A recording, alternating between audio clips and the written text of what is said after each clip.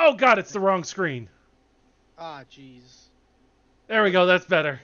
Okay. Is it- Ah, god, it There we can't go. ever be right. Howdy, howdy. The hat Hi. is not going to work. No, the hat's a little Uh, cheesy. Hi, everybody. Welcome to the game room. My name is Luke the DM, and it's my job to interview everyone. Yeah. Um, Thanks for hanging out on this lovely Thursday evening. We are interrupting your regularly scheduled programming for a little something that we here in the game room like to call tea time. This is just a nice, chill, relaxed vibe thing. I think this is our third time doing it now. This is number 3. Um, Tea time three.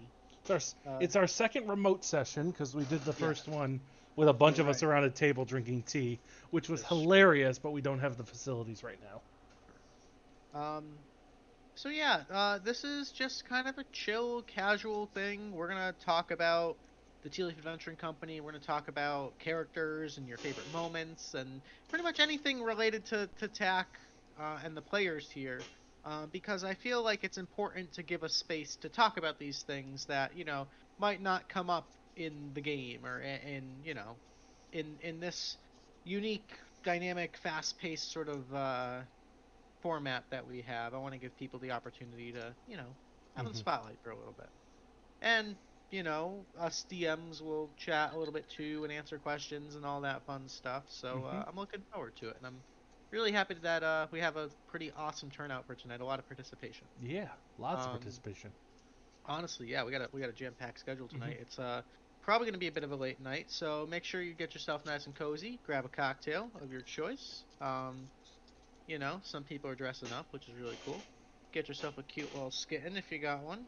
A little side guy over here being cute.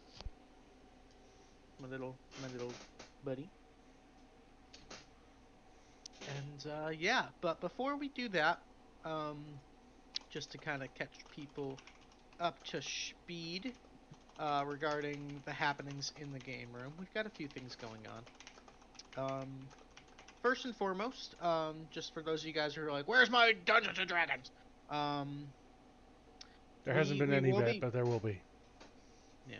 Um, we will be back to attack. We will be back to attack. Normal D&D. I'm thinking it's going to be beginner tier on Thursday. I will be DMing. Yeah, It'll do be some fucking DMing, Luke the DM. God. It's been a while. I feel weird Been a being on while. stream. It's been a while. But no, looking forward to that. Getting back in the swing of things and giving You BT said some love. B tier? Yeah, I don't know. You might want to look at that again.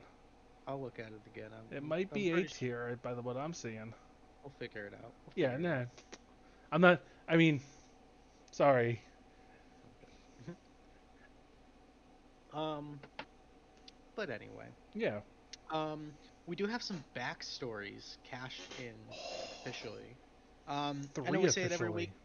Yeah, I know we say it every week, but I do want to just stress and hype up that Cricket, aka Untamed Scribe, did cash in her backstory a long time ago. Backstory number 2 for Cricket, everybody's favorite little goblin monk. Um, I don't know if anybody she's even had knows some poor Cricket anymore. I know, right? Everything has changed. But no, she'll be back someday, hopefully, and we've got some fun stuff planned. Mm-hmm. Like we like wrote an entire monk subclass together for this, so it's kind of exciting. I'm excited to That's cool. yeah. It's been a long time. Um, but yeah, so Crickets is there. We've also got KCMO's, aka Ferdinand Scar's backstory mission. That's officially scheduled for 2 weeks from today. That one is super hype. I'm very excited for that. Hopefully we can. Could could that have anything to do with the underground fighting ring that's popping up? Oh, I'm sorry. Oh God, did I break rule number one? No, Okay. number two as well, but Ah, it's okay. okay. Um, so yes, that is gonna be super hype. And then quite recently, as of last week, we had Pengy Rage, aka Willow, cash in for her second backstory mission. And from the little group chats that we've got going, we've got some very big plans in the works for that.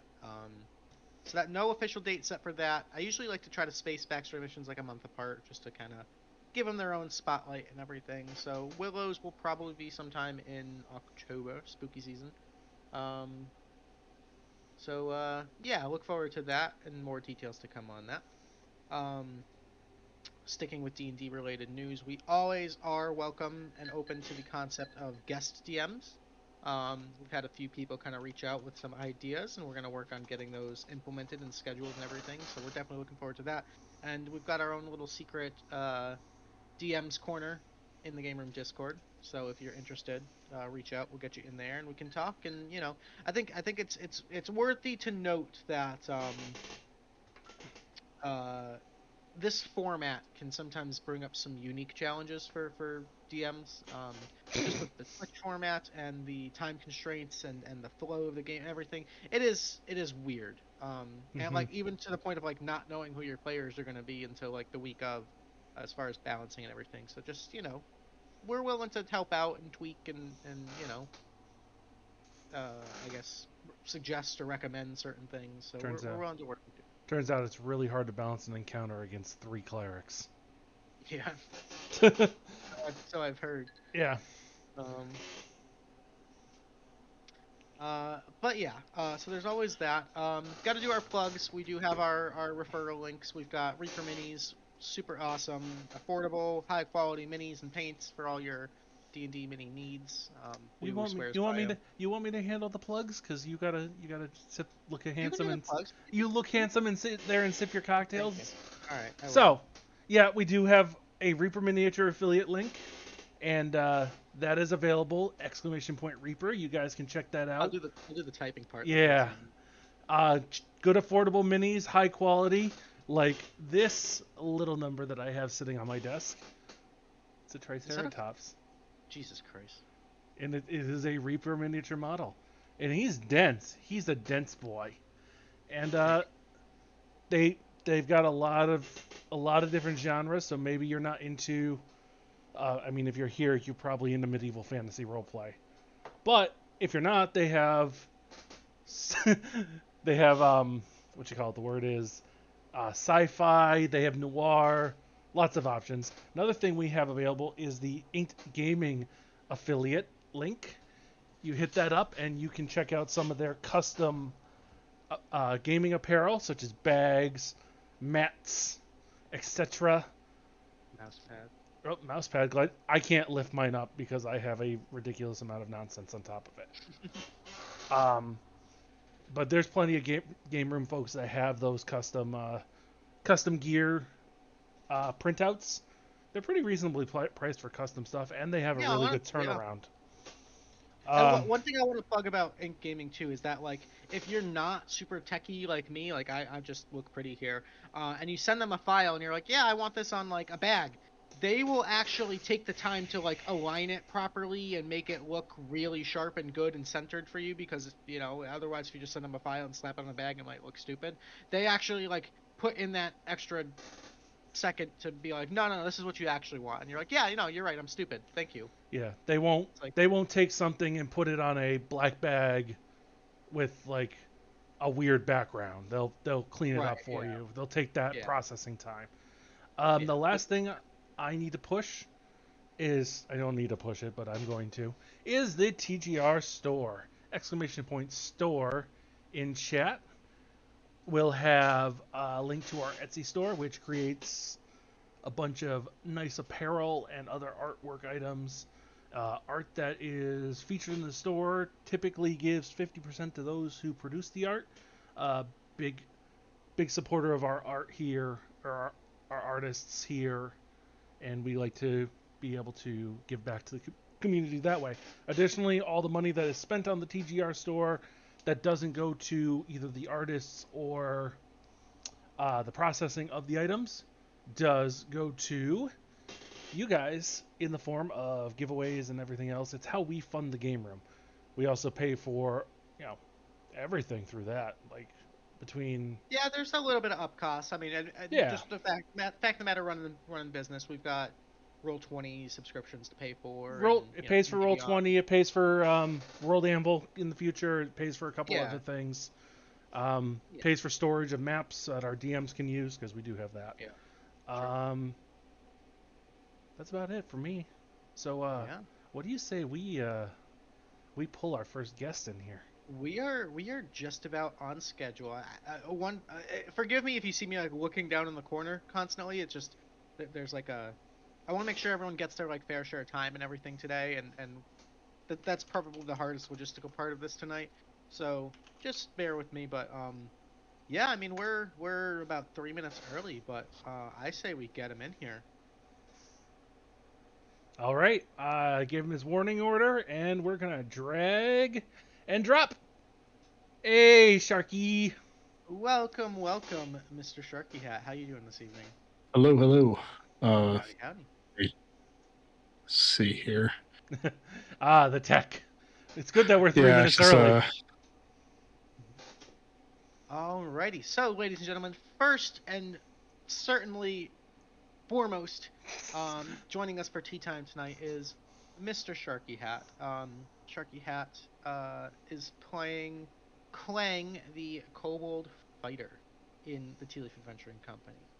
And Sharky, you're coming up on a year of actually being a part of the game room, right? That was is yeah, I think yeah, it was sometime before the holidays. So Mm-hmm. Yeah, yeah, it's coming up right around a year, so that's pretty crazy.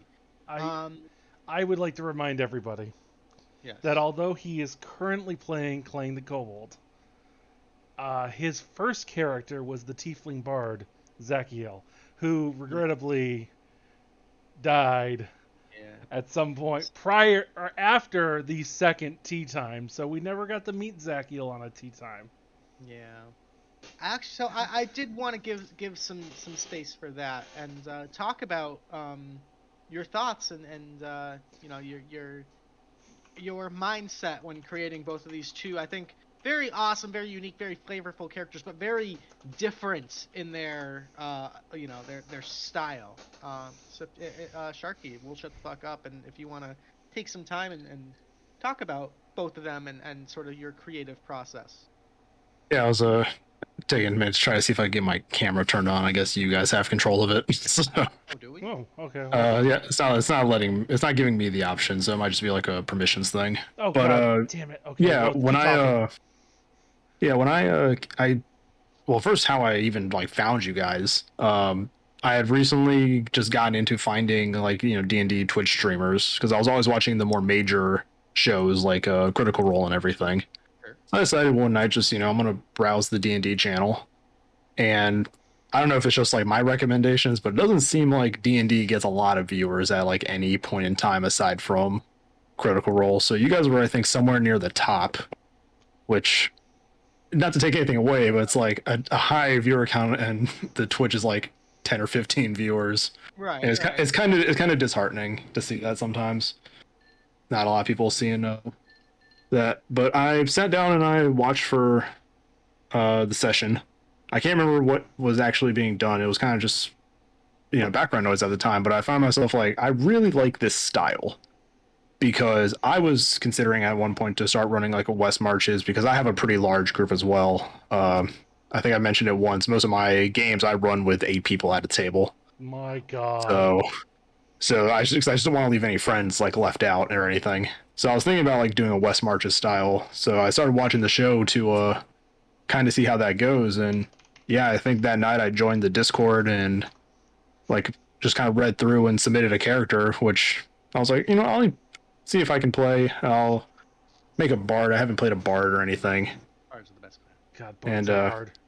yeah, he got through a few sessions, and then I just went in with that bard mindset, and he probably died as he lived. So Trying to have sex with an enemy. with a succubus specifically. Yeah. Um, Now I do want to talk about.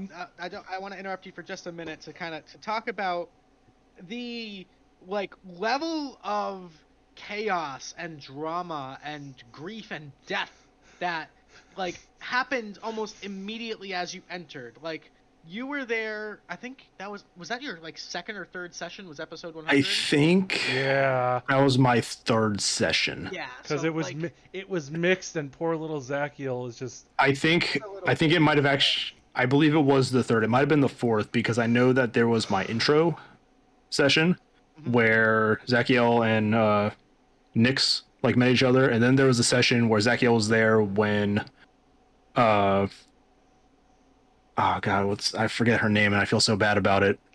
She died. So then we That had like the whole RP that would be between them, and then Brenna. I think it was the direct next session Zachiel died. Yeah, So one after. And like it's so funny because I remember you messaging me like, "Oh man, like this is just a meat grinder of characters." And I was like, I "It's think not normally like this." no, like I fully understood. Like I am a low level character in a campaign that has to be balanced for a variety of levels. The thing that was honestly going through my mind at that time, even the short time that was there, because I think it was like 2 months, 2 or 3 months into it since we had other players to go through. I was thinking it's like, oh man, like in terms of characters, like Nick's just lost two people like close to them Yeah. in like the span of two missions, and I haven't had a lot of character deaths in game, so it was also like interesting to really feel that for like the first time. It's like, oh well, he's done, and just like, all right, time to start plotting out another character. Yeah, you get used to it. Because one thing I really wanted to dive in and pick your brain about tonight is, and I know we only have a limited amount of time, but like, Sure. I think Zachiel, I don't mean, forgive me if I come across as dismissive or diminishing at all, but so I think Zachiel, I remember, we only had a brief time to know him, but there was like a lot of really like deep thought out, emotional kind of, I could see where that was going to go. I could see the growth there. So do Let you me. think I do want to talk about the stuff that we have missed out on because I did come up with the concept for the Tiefling Bard, and I kind of thought up a like rough backstory. I think when I was more active in the roleplay like channel, I mentioned him having like a letter that he was trying to get to somebody, and it's like he had this whole like ideology about like being heroic and like becoming like a legend, like stories he's heard as like kids and everything. So there was a lot to him that if he had survived long enough to, you know, hit level 5 and actually not risk dying as much, uh, and getting enough Tealeaf points, backstory could have started to venture into that, cool. in a way. And yeah, it was a great character. He was really great. Like I was actually really excited for that, and I was pretty sad when Zachiel met his end. Now, let me ask you this: do you think that being faced with like back-to-back big dramatic deaths in 2 sessions in a row, do you think that sort of shaped your mindset when making Clang? Half and half. Okay. Since I DM, I don't get to play a lot. And the classes that I do play when I am a player are mostly charisma based. I've played warlocks, I've played paladins, and I've played a bard. So I was like, what's the probably most off brand for me? And I picked fighter, and it's also thinking like I can kind of stay alive a little longer with this character. And I was like, you know what? I haven't played a kobold. And then it was like once I started getting into the idea of like, oh, he's kind of brave, but then he can do like the kobold like cower to help his team. Mhm. And then they're like, here's the new kobolds, which make him a little bit better. And I'm like, okay, now I feel like he's actually just a tough kobold. And he's tanky as fuck. We joke about like the trash can plate armor. He's But- allowed to wear plate armor because he has the high enough strength. So Yeah, I mean, Clang has been through some like really harrowing, like scary, dangerous missions, and just always like right up there in the front, just face tanking stuff and getting the job done. And I like to think he has the same bemused look on his face the entire time. Yeah. childlike wonder, I Two think would be big bug eyes out of his lizard head. Just it's just the two big kobold eyes and then just like seeing something big and just that like the honest lizard brain just like I can beat that. Like I think it was the last session like the monstrosity or something like roared at him and had him roar back and then run up to it and hit it with a sword. So it's like that just kind of I think sums up his he doesn't really understand the situations he's in. He just sees a big monster and goes to hit it. So let me ask you this: what has been your favorite moment between Zachiel, Clang, or both? Are there any like big standout moments you want to talk about? I think my favorite moment with Zachiel was following Calbrina's death in the RP channel, like talking to Nyx about it, and how Zachiel was like dealing with it. And this is also when he got the sword too. That was Yes, the like the bloodline rapier blade. that was like doing stuff to him. And I think my favorite moment with Clang has been the burying the Pokeball and just having the T-Rex run over it, because that was just purely Oh, like dice versus dice. yep. I would love as a DM when the dice tell the story like that, where it's just like, there's no fucking way this is gonna. And It was the most. Oh my there's god! a way. Like, yep. It was the most Cobalt thing too. It was laying a trap, which is what they do. So Fucking beautiful moment. Oh my god, so amazing. So Clang is currently level 4, almost level 5. Or no, I you just think he's just reached reached level 5. reached level 5. So I you're was gonna just say, now yeah. to adventure tier, Yep. which is super exciting. First mission was the first adventurous here. Oh, nice. Into the cave where he got You're his. right. You're right. Yeah, because you were with. Where he got the thing that I hope with enough ammo checks becomes a mount for him to use, because he is technically small. So Wrong. I didn't Yeah, do it.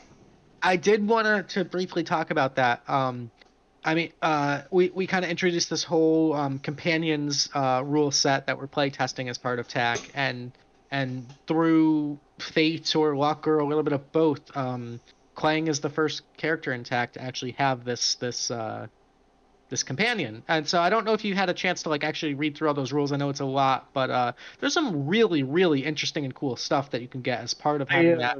I gave him a skim following the session. So I'm going to sit down and do like a more like thorough read through, since I'm going to be affected by him a lot in future sessions. Yeah. Me too. Yeah. Yeah, so it's going to be a. I think you're like a great candidate to try this out, and you're an experienced player. You know how the game typically flows. You know what you want out of a character. I'm excited to see that. And the name. Oh my goodness, such a perfect name. All of my kobolds have all the kobolds that I have been in my campaigns or that I have run as NPCs have all had names that Single are either a thing to do or a sound effect. I'm Clang. One of the players in my campaign was a kobold artificer named Bang, and then we had a kobold sorcerer who threw spells, so his name was Chuck. So I just have I have like a running naming scheme for my kobolds. I love it. I love it. That's awesome. One last thing I did want to give the opportunity for is you were kind enough to welcome me onto your podcast, Without Context, which, if you're not subscribed to on YouTube, is actually just really wholesome, fun, entertaining content. So if you want to take a minute and do a little plug there, by all means. Yeah, I wish it had enough going on the channel that I could like give it a custom URL, but we can't. So if it's all right, I'll just post a link in the Twitch chat. By all should be means, able yeah, to. go for it. And if you can't, I can do it. Yeah, it's like it hasn't gotten to the point of like I can make a custom URL. But that's the podcast right there. It's me and a few friends. We just kind of talk about a random topic each week, and it was a week that our other co-hosts weren't going to be available, so we invited Luke and another DM, our group's friend Pyrotechnics, who, if you've followed League of Legends, he was one of their pro league broadcasters. So it was just really weird seeing that we had that connection in the group. But we had like a nice little DM roundtable, and I mean, like today, like Luke was nice enough to talk about his campaign and what it's like running for, various levels of characters and just kind of this style of gameplay compared to just a like actual story connected. The purpose of the campaign is this story, and with tech, I feel like there is an overarching plot, but it's not something that's followed each session. It's like this thread will be followed this session, and then we'll go a few sessions with a different thread, and then we'll loop back around to like that major plot point. So it's a very interesting way of doing it, since I've only known, the point A to point B campaign story. But yeah, that's the link to the right there. Definitely on that give it lots channel, of love, guys. Mm-hmm. Deca, my co-host, who Luke met during that roundtable, he has begun a Call of the Netherdeep campaign, which is being uploaded to the channel as well. So it's him, his DMing style, and a few of our friends. So Very cool. we got a really good response to that. So I definitely appreciate that from the people who have seen it. Awesome. Very cool. We're running out of time here, but are there any quick questions that you have for me or Weewoo or anything about the campaign or anything any last little topics you want to bring up? Yes, when I get it formulated, I would like to DM a session. Hell yeah. Let me. That's awesome. Let me just.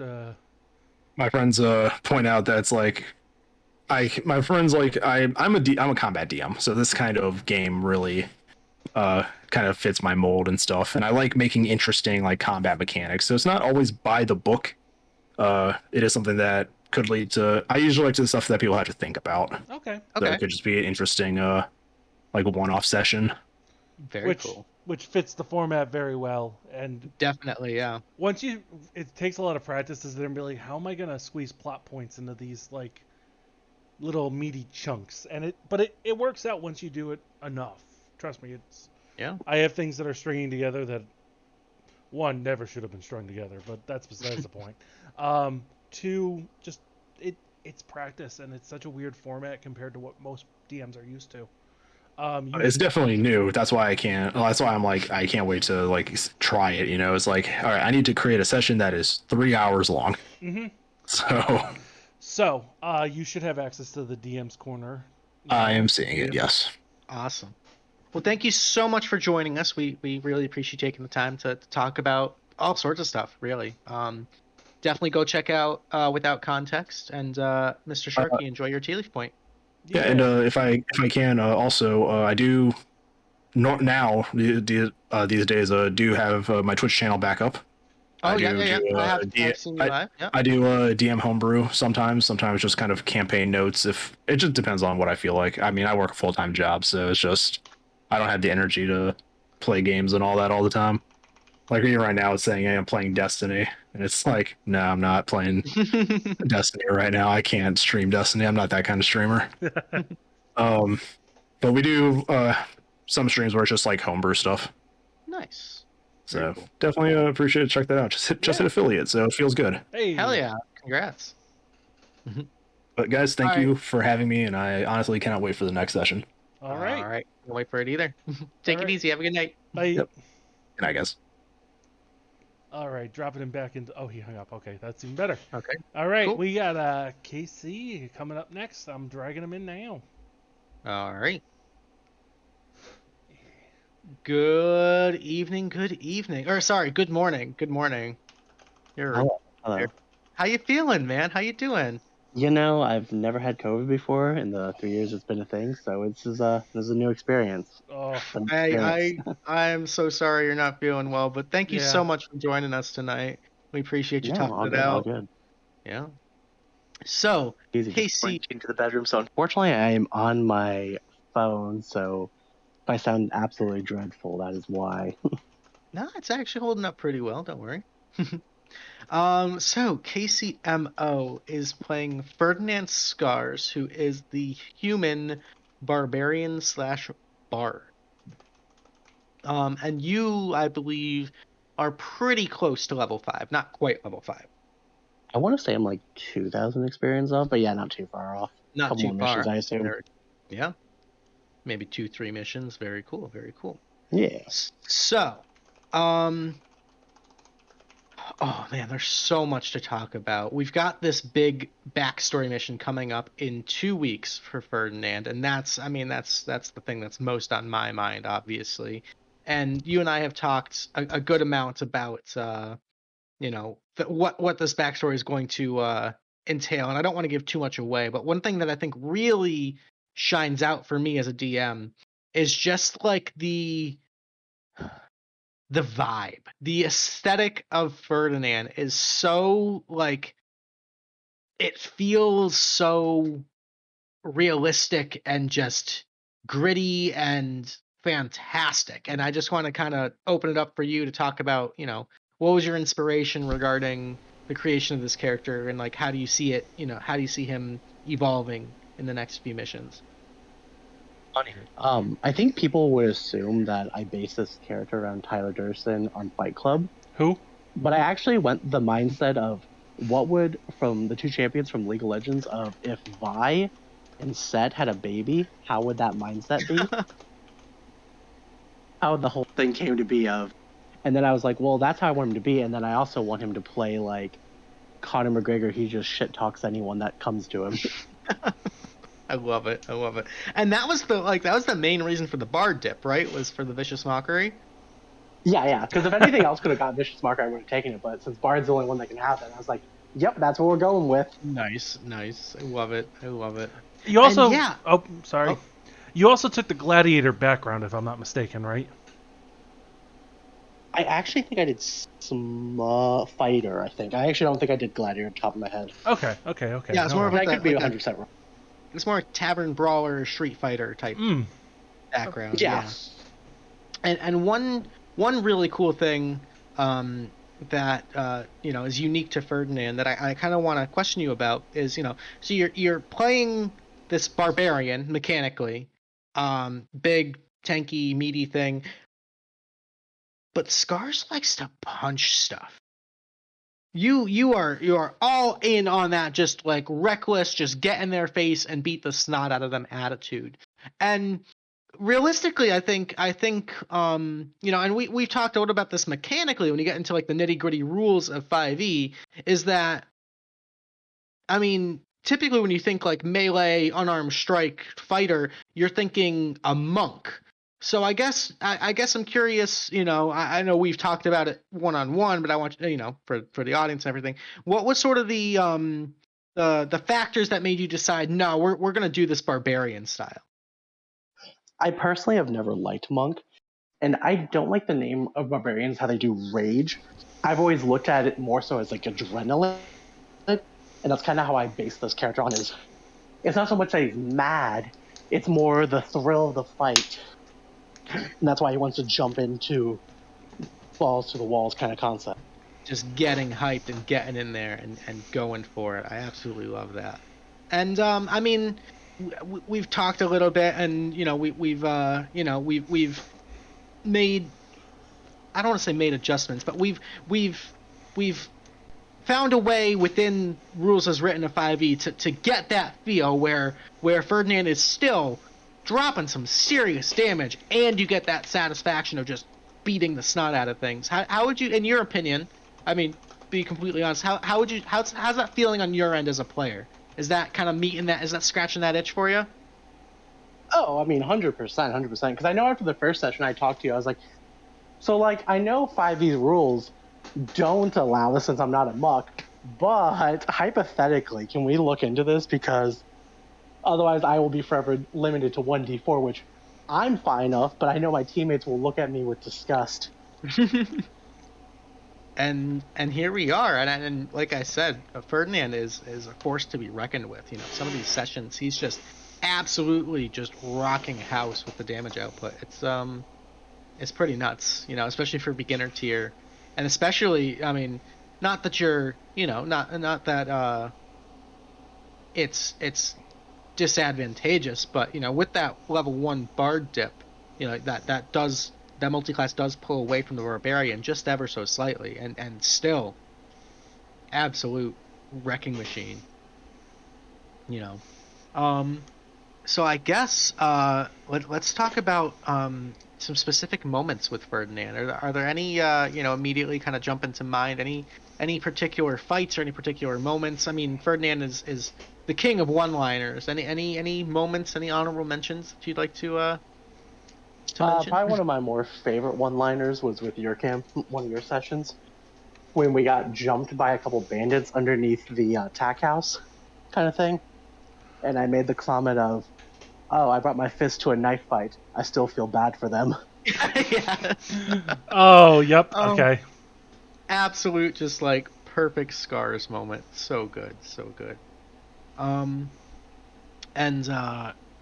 I mean, I want to talk about these ideas for the backstory mission, but I also want to like savor them and keep them secret. But keep them safe. Is there anything you want to like just kind of like tease or leak about that as part of this?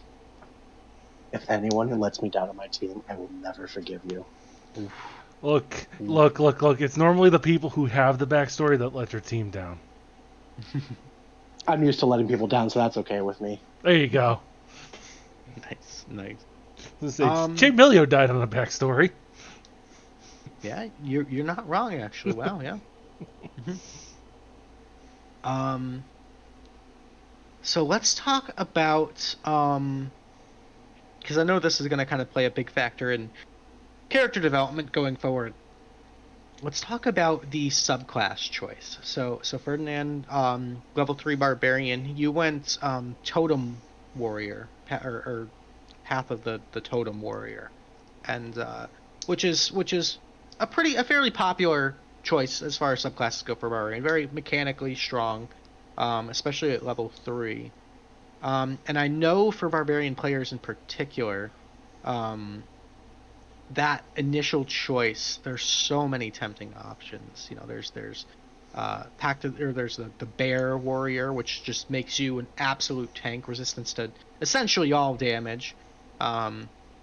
There's I forget the third option, but your choice of Pact of the Wolf, I think, kind of speaks to Ferdinand's character.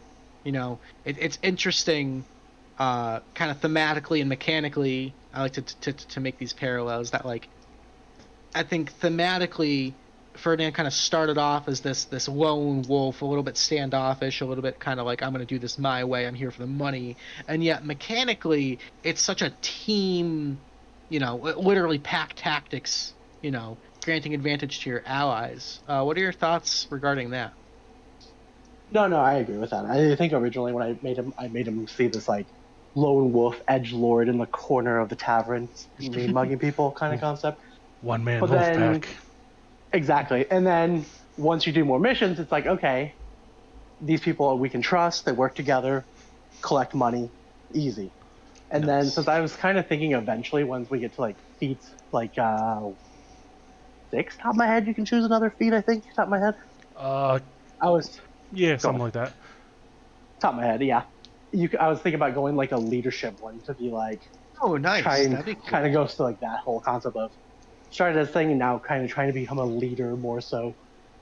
Oh, that's really Sure. cool. That's really cool. I like that a lot. Now, speaking of kind of this team aspect and, you know, this wolf pack mentality, are there any specific members of TAC that you feel like Ferdinand is kind of bonded with, or any sort of, you know, honorable shout outs you want to give out to some homies in TAC? Definitely. Oh, I'm drawing a blank right now. I'm recording this on the COVID. It's okay, man. Definitely Mel's the monk. Yes. Um, Gordy. Gordy, Gordy. thank you. Yep. Drawing a complete blank because I'm a terrible friend. um, Definitely. I would also have to say Sharky as well. 'Cause I think we've done Aw. a few companies, we've done a few missions together. Yeah. Kind of that close knit beginner tier or growing up together thing. Exactly. Yeah. Growing up together, beginner tier bond of friendship. And also, Yeah. we all like to hit things from close range. It's the Yeah. perfect duo of friendship. It is fascinating for, like, as a DM, as someone who's been, you know, been doing this for almost 3 years now, which is crazy to think about. Like, you see almost these little, you know, people that joined around the same time, people that have similar level characters. You kind of see these bonds form, and I do try to, like, you know, foster those bonds, but also, you know, branch it out and let people experience other players and other play styles and everything. But it is always like this interesting psychological phenomenon to see like which play styles and which characters kind of mesh together really well. And I think Ferdinand's been a shining example of that. Of like, again, we kind of started off with this more lonerish, you know, a little bit, you know, nervous to I don't want to say antisocial, but yeah, I'm trying to say. And now it's like in the thick of it with your friends, kicking ass, taking names, like it's pretty cool. It's definitely a fun thing to watch happen. Um, let's see. I have notes. I got something. Yeah. So, what, as far as like Ferdinand goes, what plots are you most interested to play through with him that you've seen through Ooh, with good question. DMing? totally not using this to get an idea of the next sessions we have to run, Luke. Oh, the ones I've played in, or ones that I've kind of watched on. Whatever you have an past. interest to engage in. Um, That can be as a player or I as a would say PC. I think it was my second mission I did, the rescue of Silvertown, Oh, I was on that where one. I kind of liked how it was left with like orcs attacking, and then there was a weird turtle thing on top of a roof, mean mugging everyone, and then just vanished, Mm-hmm. and then just kind of disappeared. Yeah, that's a good one. It's interesting. As a DM, I have like all these different threads going, and I want to try to like interlink them and weave them, and little tiny Easter eggs like that turtle. Who was that guy? And yet I know certain people, who I've seen people pick up on things that I wasn't expecting to pick them up on so quickly, and I've been caught off guard by it. And so, like moments like that little seed that was planted, and unfortunately, because of the we play once or twice a week at most, the time between things connecting can sometimes be months and months and months. But it's interesting you bring that up because I remember, putting that in there kind of on the fly. I don't think I even like blatantly said anything. I just had the little token moving around at the bottom of the screen. Mm-hmm. So yeah, that was a good one. Yeah. Nice, interesting. That Yeah. little bastard is running around out there somewhere, Yeah.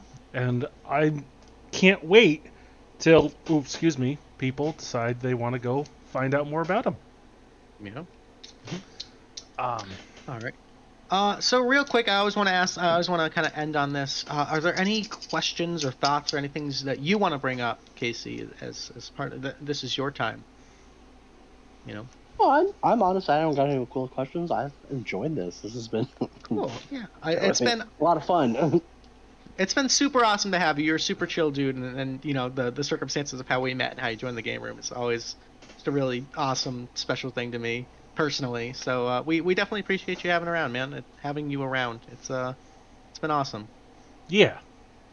A pleasure to be here. Been a pleasure to be here. Thank you. All right, man. Well, rest up. I hope you feel better, and say happy birthday to your mom for me. Yeah. I was just about to text her. Take it Aw. easy. All Bye. right. Have a good night, man. Later.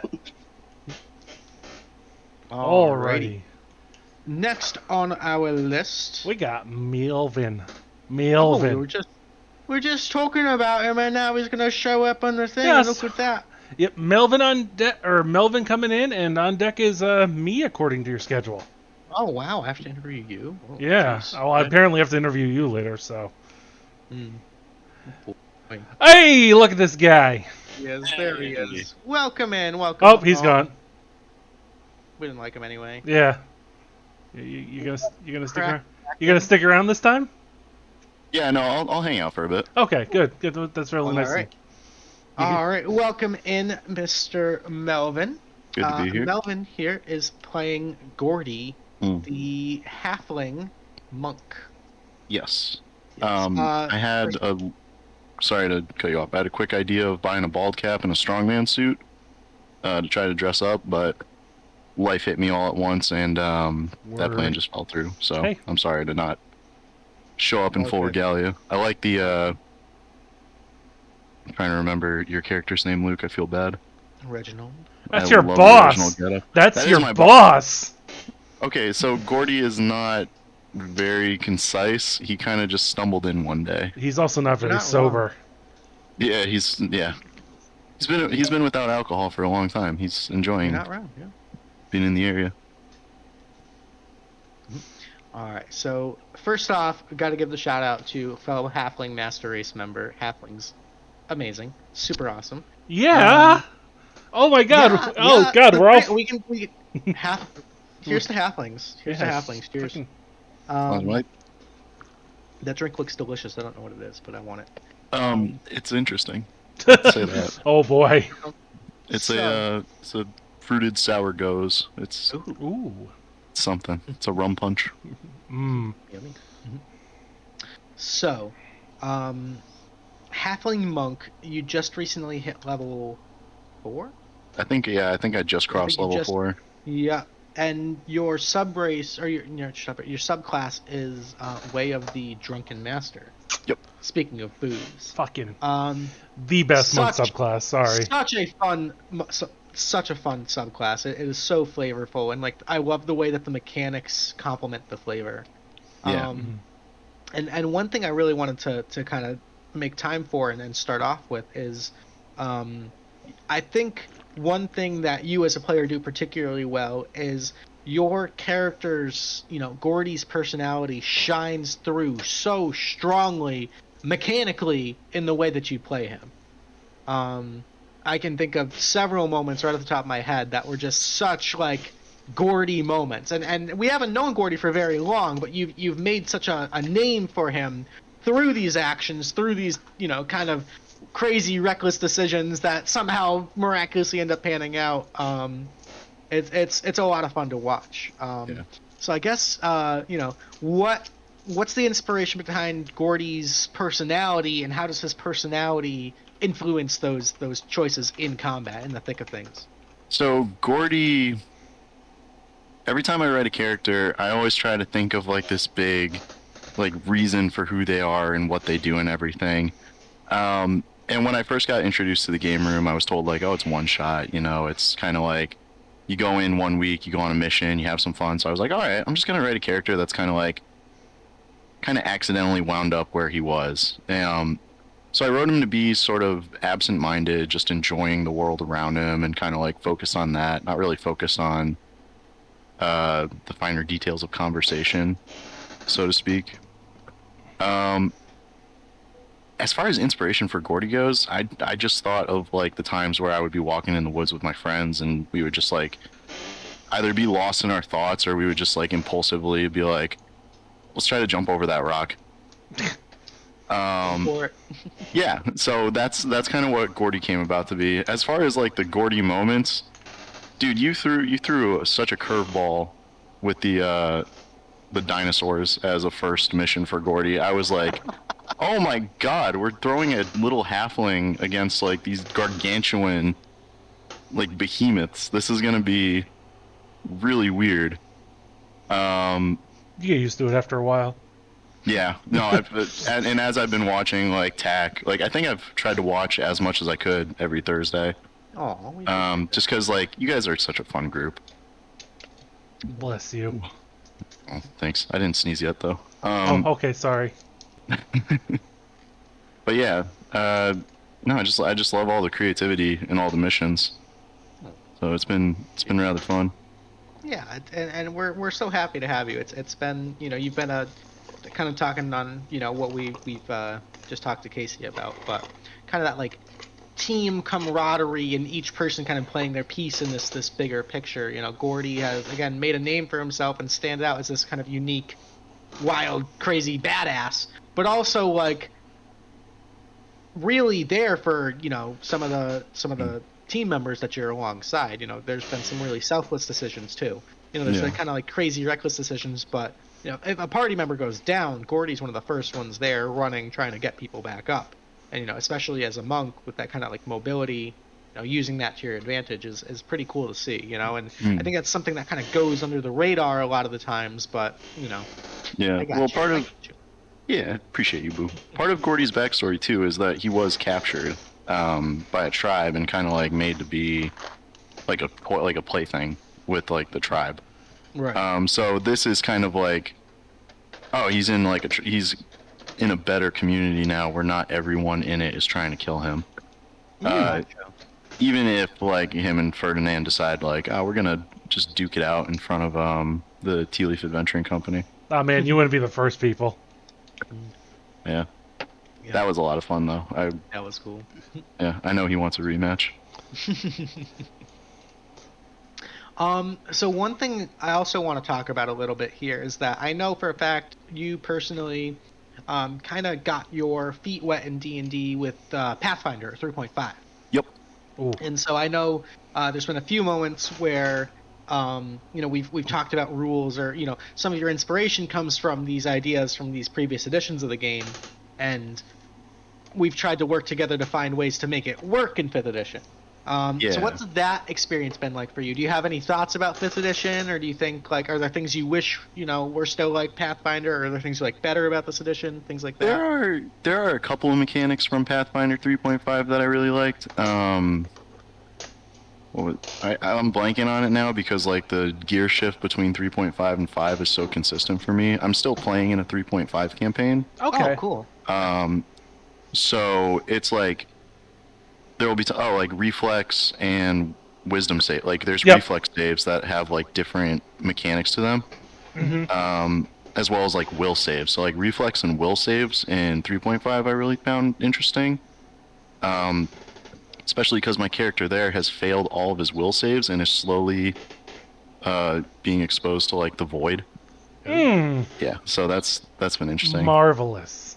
Yeah. Love it. Love it.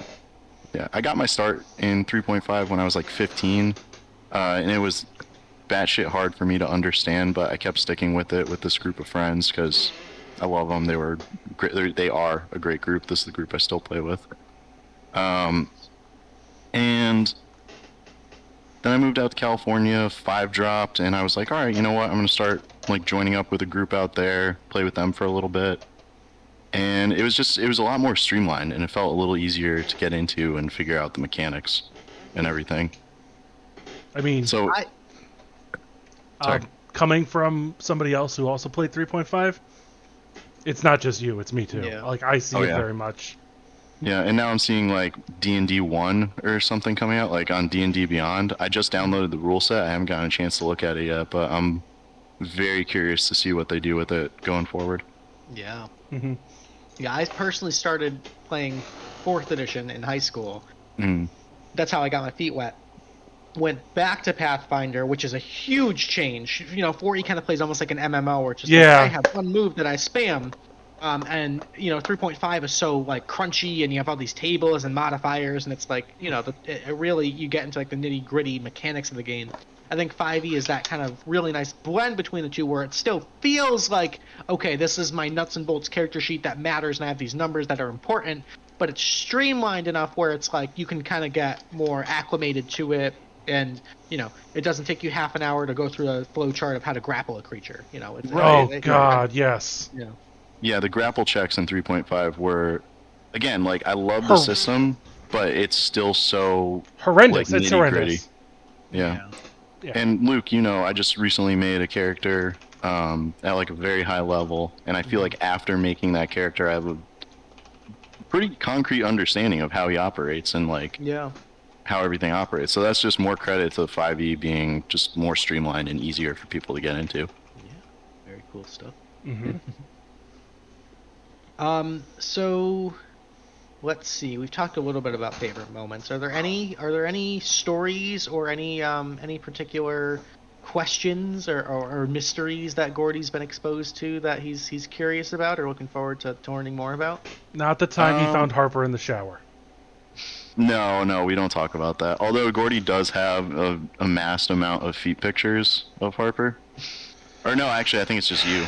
Yeah, I think it's WeeWoo. Technically, yeah. Yeah, So magic searches. Yeah, so Gordy's kind of flooded the market with WeeWoo feet pics, God unfortunately. damn it! No! They're worthless now. It's like the Bitcoin. They are worthless now. God, they were up to $10 a piece, and now they're worthless. Thanks a lot, Elon. But yeah, no. If there are any plot lines or any secrets that you have uncovered in tech, by all means, share and talk about it now, because now's the time. So I'm still like, as a player, I'm still fresh and I'm still learning the bits and pieces. Oh, actually, I see Casey in the chat. Yeah, we did do. Casey and I have talked about doing a wombo combo during an episode, and we've kind of like brainstormed a little bit, but I'm not going to reveal anything until that moment comes. So there's some very specific circumstances we need to meet there. This is the big hint to everybody. If you want to, the best way to get me to agree to something is be like, well, we can check the rules, and then I go, Nah, let's just do it. Because that's the easiest thing. I don't want to stop. I don't stop gameplay for nothing. I'll make up something wrong on the fly if I need to. It's the fun of it. Yeah. Yeah. As far as like greater inner secrets go, yeah, I'm still kind of keeping my nose in the air, or Gordy's still keeping his nose in the air, looking around a little inattentively. But going back to something Wee Woo said earlier, remember rule 1 and 2. Mm-hmm. Yeah. Mm-hmm. Yeah, it's gonna be an epic moment. I'm super Oh my excited. god, I'm ready for it. It's I'm gonna be really so much hyped. fun. You don't even know the half of it. You don't even. No, I don't. I like that's the other thing. Oh. All I know is that it's out. The idea is out there, and The I'm like, idea is out there. put me Just in, that coach. I'm little- ready. That little teaser. That's all we need. Yeah. All right. Well, we've got a little bit of time left. Is there anything specific that you wanted to bring up or talk about or mention or any shout outs or anything like that? Dude, shout out to the whole game room. You guys have Aw. been like such a fun experience. Like jumping in and joining. I don't want to go like down a whole emotional roller coaster right now. Luke, I think I may have mentioned this to you in the DMs at one point or another, but like I found Game Room at a really good point in my life. And it definitely was like nice to find a community again that's just like very laid back, very fun, very like open and honest. And it's just something that I am continually appreciating. Like every Thursday or every other day that some crazy shenanigans go down in the Discord or whatever. So I've been having a lot of fun. I've also been getting to meet a lot of people through Game Room. So that's been a nice blessing. I've been very appreciative of that. That's very cool. Yeah, it is. You know, we have a lot of fun and we do laugh a lot, and it's amazing to me to see how much this community means to a lot of people for their own personal reasons, myself included. And, you know, I want to talk about that a little bit later on tonight too. But no, this is something really special we've got here, and I think sometimes it could be a little easy to take that for granted or forget that. But it's nice to kind of really take a look at the big picture and be like, no, this is something really special. This is a good group of people. Oh, without a doubt. Yeah. Yeah, I'm all right. Yourself. You are okay. Yeah, no. We put up. I appreciate you for what you are. Wow. You know what? I'll take it. Thank you. Oh. All right, my man. Well, thank you. These 15 minutes are going by so much faster than I thought they were, but Yeah, they we cruise. appreciate you taking the time. Anytime, man. Thank you so I'm much glad for to be being here. here. And enjoy your Tealeaf point. Oh, I didn't realize we were getting those too. Cool. Cheers. Oh yeah, you got a tea leaf point for just participating. Yeah. Wow. Yeah. Wow. Hey, I'll come on around like 9:30, okay? Make a new character quick. Don't tempt me. All right. Take it easy, man. All right, see you guys. Bye. All right, who's we got next? We got me. Son of a bitch. So, Oh God. allow me to introduce myself. I am Wee Woo, co-founder, finance officer, content manager, and #1 best guy of the game room. That last Okay. one's disputed. I am, God. I play 2 characters in the Tealeaf Adventuring Company. Harper P. Swittington, the Halfling Warlock, and Autumnal Leaves and the Shimmering Suns, the Tabaxi fighter with a lot of pew-pews and pop-pops. God, what do you want? What do you want to know? What do you want to know? What do you want to... Oh, and I DM for the game room occasionally. Yeah. So you and I have been playing D&D together for over 3 years now at this point, right? It's or pretty damn close to it. Something Yeah. like that. And we've gotten to know each other. We got to know each other's play styles and DMing styles and all that stuff. We're in each other's games. We run this show together. Yeah. We've been through a lot of stuff together, and I think we've seen how this format, this sort of West Marches style game, This format is wacky. it's really wacky. And I think in doing that, and in part, coming up with the rules on the fly, to be frank. Yeah, no, I mean this is nothing that either you or I have ever done. Right. I get what our interviews are. It's the entire. Oh, guys, give us a minute. We have no clue what we're doing. No, but being originally, I think it's kind of a funny thing is when we first started this, the intent was never that you would actually have a character, right? You were kind of the emergency backup. I had. So, we didn't mention him. I had a character who was mostly intended to be an NPC until I think one week you were just like, here, try playing, and I was the situation was I never was really sure that I could play and run the stream at the same time, which now it's like it's second nature to me. I still don't want to DM and run the stream, but that's just screen space. Yeah. Orsic Klinkberger III was only meant to be a man who showed up and sold infusions to the characters. Mm-hmm. He still did that, but I played as him in the meantime. Yeah. May he rip in pieces. He is Absolutely. ripping it up. For those of you that watched the episode where those plot points dropped, he is certainly ripping it up, along with two other people. Mm-hmm. So yeah, I guess how do you? Because we talk a lot, we bounce ideas off each other. I feel like I've shared kind of long-term visions of this campaign and like specific moments and snapshots and fights, and we share stat blocks and everything. How do you, I guess, as a player in that same scenario, do you find it tough to sometimes like balance like, oh, I know where this is going, but my character doesn't? I mean, I think you can answer that for me. But yeah, no, it's not the easiest thing in the world to sit there and be like, hey, I know what this fucker's all about. Right. But I don't know what he's all about. Yeah. As a side note, I did design the evil creature that was Weston Demalgor.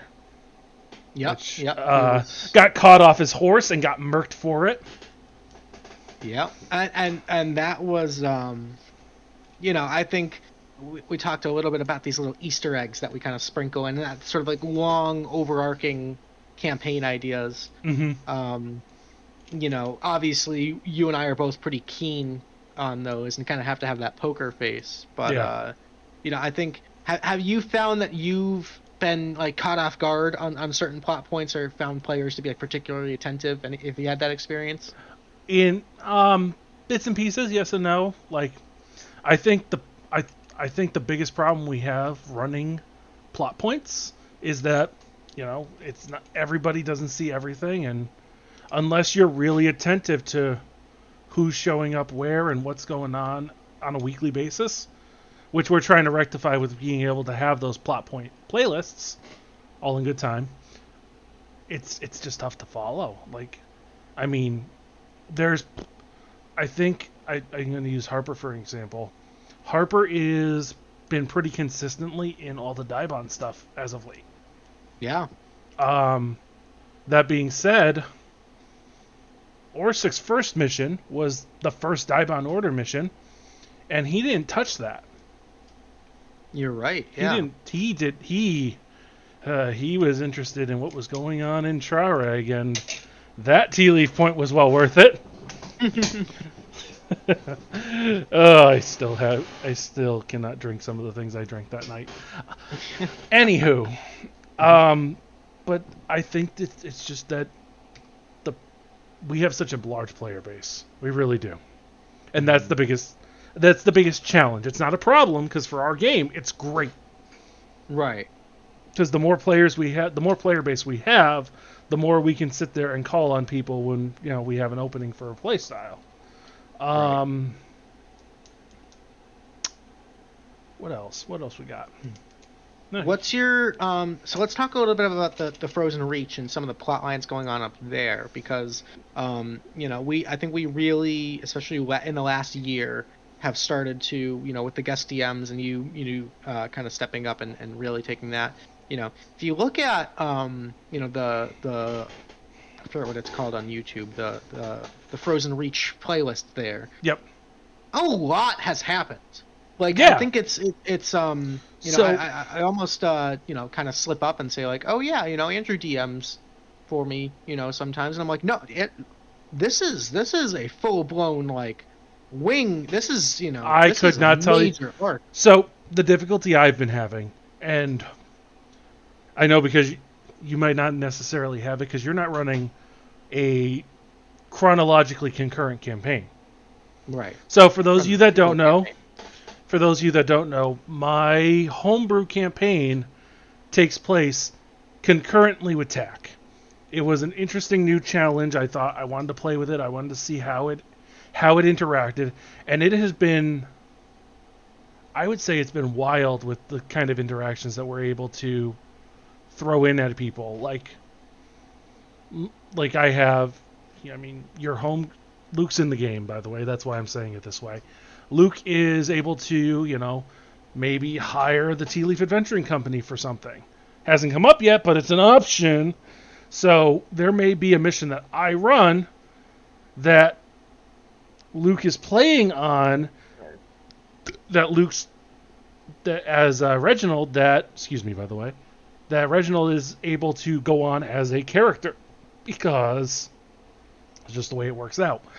Yeah. I did do a crossover for Miss Cara Seville, who was playing Per in our. I actually also did a crossover for Jay Milio's character.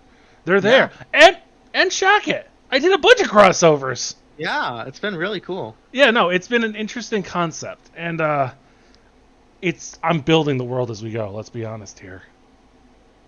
Plot points. So we have the animal rescue. Animal in quotation marks, which is Stipple and Bufo, my Fearbolg and Gnome. Well, let's be honest here. Lovers, couple. I have the plot line of the Holy Mother, which is my homebrew plot line that I crosses in and out of TAC occasionally. We have the Kiyus plot line. The worms that come up occasionally, haven't really been investigated yet. But I think part of that is shit. They investigated my fucking face. Yes, it did. I have the weird competition of the trade city of Tollheart, which is more of a. It's like it's not technologically advanced like Fort Calum, but they are industrial. They are, and they're all exiled half-elves. It is a half-elven enclave. It is also located on the trade route to Arabon, where if we need Curse Kraken to come talk about that, he will. Cool. But it's also got a lot of open space where I can have guest DMs, plop something down. That was always the plan.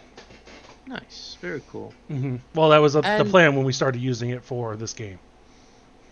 And I think one that you didn't mention that I'm personally the most emotionally invested in is this concept of the siege at Clankburg Citadel.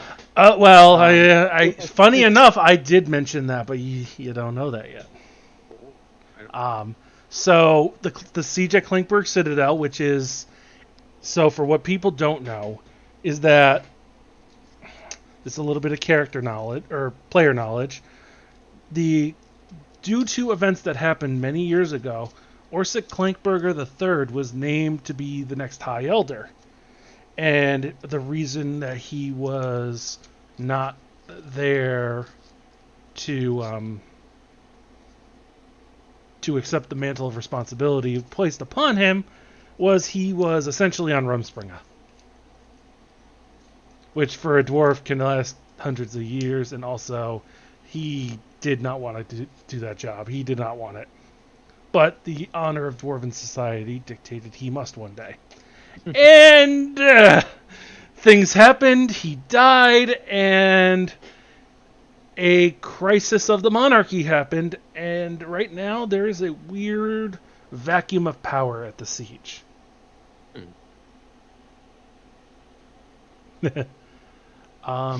So yeah, there's a couple other things that are lurking in the corners and other stuff, but we don't have to talk about that too much. Let's talk about Harper. We got like 4 minutes. We got 4 minutes. Let's talk about Harper, because that is a backstory and a half waiting to happen. That is a back. As soon as I can hold on to some fucking Tealeaf points. So, Harper P. Swittington, purveyor of priceless parcels, and I'm getting permission to go into Kelsey's time a little bit, but we don't have to do that. We'll make it work.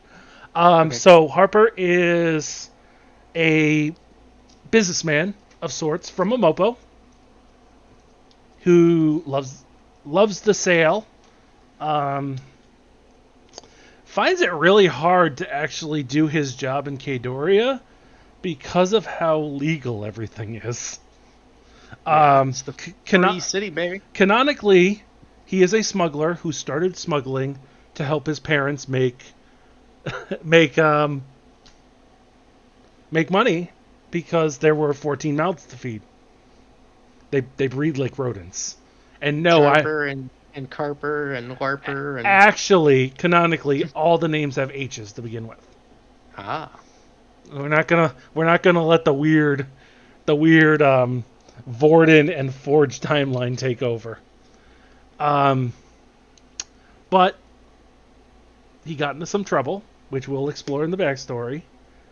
There is probably one person he's told about it, and she's dead. So nobody knows the truth, and even she didn't. Ooh, deceptions. Definitely an interesting story if I ever get the Tealeaf points. I've had the same struggle. I look at Reginald and I'm like, I have earned 14 Tealeaf points. I currently have 1. I don't want to think. Where do they all go? Like, I mean, I don't want to think about where all mine went. Real quick, because she deserves some spotlight too, because she'll probably get a backstory before Harper at this rate. Autumnal Leaves and the Shivering Sun. The tabaxi that Harper literally, during one of the... it's a Bloodfist mission, right? Or it was a Zeraris. Yeah. It was the arena mission, and it was the stag party. It was the stag party. Yep, and he was shouting at, is it Swift Feathers, Swift Quills? Swift Quivers. Swift Quivers. And I think I canonically made them tabaxi because they weren't really fleshed out, huh? No, they've always been tabaxis. Oh, good, because then it worked out. So he basically was shouting across the ring to this tabaxi to get hired at the Tealeaf Adventuring Company. And you guys are like trading Eldritch Blasts and arrows, and you're like, you want a job? Sure. And she took it. And she doesn't really actually know his name. That's amazing. She calls him Henry and Hornswoggle. I don't know what I've called her, but she is very much a cat. So, and she shoots a bow. And I only play her when Beginner Tier comes up because that's what she is. Yeah. That's really all I have. We can pull Kelsey in, and we can. All right. Well, unless you got anything else you want to ask me before we pull her in. We can talk a little bit more later, but during your time. Sure. Yeah. All right. Alrighty. Let's bring our next guest in. Ready and now. Hi, Kelsey. Hi. You ready to go? Sure, yeah. I am. All right. Welcome in, guys. This is Kelsey, aka Devil's Little Sister, and Kelsey plays Serpentine, the Tiefling Shadow Sorceress. That's me. Yes. So you are currently level 3, so you just got access to some meta magics. I remember talking about all of that, and I'm excited. So one thing, first and foremost, me and Kelsey go way back. We've been besties for like so long.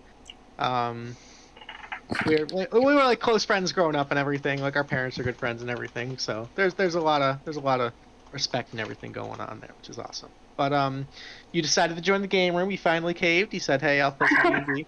I know you're a long time watcher, long time lurker. Finally decided to play. But this is pretty much your first like foray into D&D, right? This is like first time ever playing. Yeah, the first time I really heard about it was talking with you. So. Oh wow. Okay. Yeah. Yeah. And dove right in, joined this funky wild thing live on Twitch every week. How's that been going for you? Like, what's the experience like of kind of being brand new and fuck it, do it live, kind of, how's that going for you? That's kind of how I think I roll in general in life. Like that's kind of like what I find to be like the most exciting and like interesting. So like this is totally been like so fun for me. Like I kind of love like the chaos in general. So kind of just jumping into it and having it all be live. Like I get nervous a little bit sometimes like before we go live. I'm like, oh my god, I have no idea what I'm doing, but relatable if it helps. Yeah, and like I feel like that's helped me like carry into like regular life. I'm just like, you know what? No, like fuck it, do it live. Like who cares? Oh, well, that's awesome. That's really sweet. And as a DM, as sort of a mentor, if you will, we level up your character together. We talk about it, and you have these like really, really interesting, unique, flavorful ideas. I want my character to be able to do this cool thing, and I'm like, all right, let me find spells, or let me find a class, or let me take your ideas and then look in the existing rules of D&D and find the best match. And then, flavor, I always say flavor is free. We can reskin, we can reflavor any ability you want to make it, aesthetically more pleasing. And we create something as, awesome and badass and unique as Serpentine. Yeah. So why is it spicy? I definitely wanted to talk about Serpentine and that character creation process itself too, because I know it's very personally like meaningful to you, and if you wanted to, if you're comfortable sharing some of that, that inspiration, or that, how Serpentine went from idea in Kelsey's brain to like on pencil and paper and is now being played live. Yeah, so in general, I kind of like, as a thinker, I kind of see things like in movies and like very like kind of like a storyline plot. So like, I don't know, just kind of watching D&D, and when you were like asking me like if I wanted to try and play and stuff, I was like, how would I like fit into this at all? So like to like, I guess kind of make myself a little bit more comfortable, I like kind of started just thinking about like, if I were a character, like what would I be? Like if I could like pick someone like in a movie and like fit into this. And then I was taking a theater class in school, and we had to write a play, and I was like, oh, that's perfect. So I wrote like a short little play, which ended up kind of being like Serpentine's like little backstory, I guess, which I won't share too much about, just in case like I ever get to do like a backstory like mission or anything. I feel like it'd be fun to be like kind of secret. But I think that was like probably my favorite part about the like character creation process, was thinking about like the backstory and like stuff that like not necessarily everyone else would know but would still like add into your character. I thought that was really fun. And I remember reading that little what's the word for it, screenplay, the little thing. And it's really, really thought out and really special. And like the fact that you're like pulling characters from a show that you're watching and now it's like interacting with them, it's coming to fruition. It's like really cool to see. Thank you. Yeah. So let's talk about Serpentine in the game. I think you've created this character that's I mean, for lack of a better term, she's kind of a punk. She's a little bit of a brat.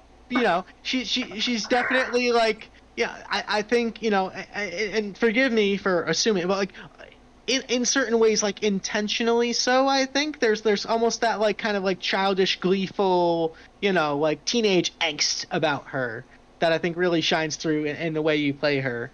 And then just some of the spell choices are so like iconic and flavorful, and some of them we haven't even cast yet. I think Serpentine's only level 3, so but and seeing which spells you choose and how you use them, it's pretty entertaining. One moment that comes to mind in particular for me is I love especially like low level adventures. You got levels 1s and 2s, and your just spell slots are so limited, but like using cantrips and getting so much mileage out of them, like, oh, we're getting attacked by a swarm of rats, like I'm gonna make an illusion of a giant angry cat. Something simple and like but it works. It's effective. You're against an unintelligent animal enemy. You're using a natural antithesis to that, like just really on the fly, quick, clever gameplay. And especially for someone relatively new to the game to see that improv skills and that mechanical strategy and just clever thinking is really, really cool. Thanks, Loki. Yeah. Learning from the best, I must say. Oh. Are there any like favorite? I know I stole the cat illusion one, but are there any like favorite moments that Serpentine's had that you can think of, like, or like specific dice rolls or one-liners or anything you can think of? Honestly, not really. Just because like all of it, I've just had so much fun with and like enjoyed. I can't really like put my finger on really one thing. I guess probably like the cat would be like my favorite thing so far. Yeah, that's a good one. Yeah. Do you have like a favorite mission that you've been on? I like the dinosaur one. That one was a lot of fun, and I liked when Melvin was riding the dinosaur. Yeah, that was hysterical. Yeah. Good one. Definitely like the dinos. Yeah. Is there anything you're like looking forward to as far as the future of the game, or looking at Serpentine's backstory or her connections with other players, or anything you're looking to like future explore? I'm definitely looking forward to exploring like more of like the relationships with like the other like characters in the game, like just kind of like as we go along and like get to know each other better, like how we're going to be able to kind of like work off of each other and stuff like that, like kind of combine like our skills and like whatever. Just because I'm like new to that right now, so like I feel like once I get better at it, it'll be a lot more interesting. Well, I know in particular I've seen you've been in a few missions with Wolf's character Mars. Yeah. Playing a shadow sorceress alongside a twilight cleric. There's kind of some like thematic overlap there where you both are dealing with shadows and darkness and things like that. And I think interestingly, both of your characters have this ability to grant like crazy dark vision. So like I've had maps or I've had like dungeon crawls where like, oh, I have members of the party with dark vision and or without dark vision, and you're going through this dark cave and there's like things that are supposed to jump out of the shadows at you, and between the two of you, you're just like, nope, everybody can see in the dark now. Like there's no surprises in this dark, scary cave now. So that's stuff like that. I think is really cool to see how it almost kind of like accidentally happens, and then like you grow on it, and in 6 months' time, like who knows how those that synergy is going to continue to develop. It's really cool to see as a player and as a DM. Yeah, I'm so excited. That like is very exciting for me. Also, shout out to Wolfie because you've definitely saved my life at least a couple times. Yeah. It's okay. You got me killed a few times. Checks and balances. Yeah, no, you gotta have your checks and balances. Casey says, cons of Serpentine. She's taken a handful of my cigars. Lucky you live in a magical mansion that provides everything you need. I will still take your shit. Watch out. It's just a thing. You can't help it anymore. Can't. Did you have any questions for us or anything that you wanted to bring up or talk about tonight? I do have a question to ask on behalf of Melvin. Yep. Okay. Wee Woo, it is for you. Yep. And he would like you to name all of Harper's siblings in alphabetical order. They all have H names, and I can't do it on camera. Because they have not named them all yet. Where is your halfling family tree? Come on, it's all mapped out. It's taken you 3 years to build yours, and yours is still not done. Because they keep on fucking and they keep on making more. Every time I need a new character, I just. That's add the another branch of fantasy. problem! I haven't needed a new character yet. Yet. Oh, alrighty. Anything else you'd like to bring up, Kelsey? That's honestly pretty much it, other than like just saying thank you to everyone. Oh. Like, again, in the game room community. Love you guys a lot. This is always a lot of fun. Thursdays are definitely my favorite day of the week and have been since I started watching. Oh. That's really sweet. Thank Guys. you so much. Oh, guys. Oh. Alrighty. Alright. Well then, I think according to our schedule, it's just about 8 o'clock. I really have to pee because that's what we do. Me too. So we're gonna go ahead and take a quick little 15-minute break or so. We're gonna go use the bathroom, make another cocktail, whatever, and we'll be right back. And after the break, just looking at the schedule, we've got Wolfie up next. Actually, believe it or not. Wolfie is ready to go, so we'll take a quick little. Oh, I don't have a scene for a be right back on here because Just use Ted. Just use Ted. I'm not on that one. Long story short, Ooh. I will put it on the starting soon screen, and we can all pretend it says be right back. All right. I mean, starting soon is technically not wrong. Yep. All right, and we All right. will be right back, everybody. Bye. Thank you, Kelsey. See you in a bit.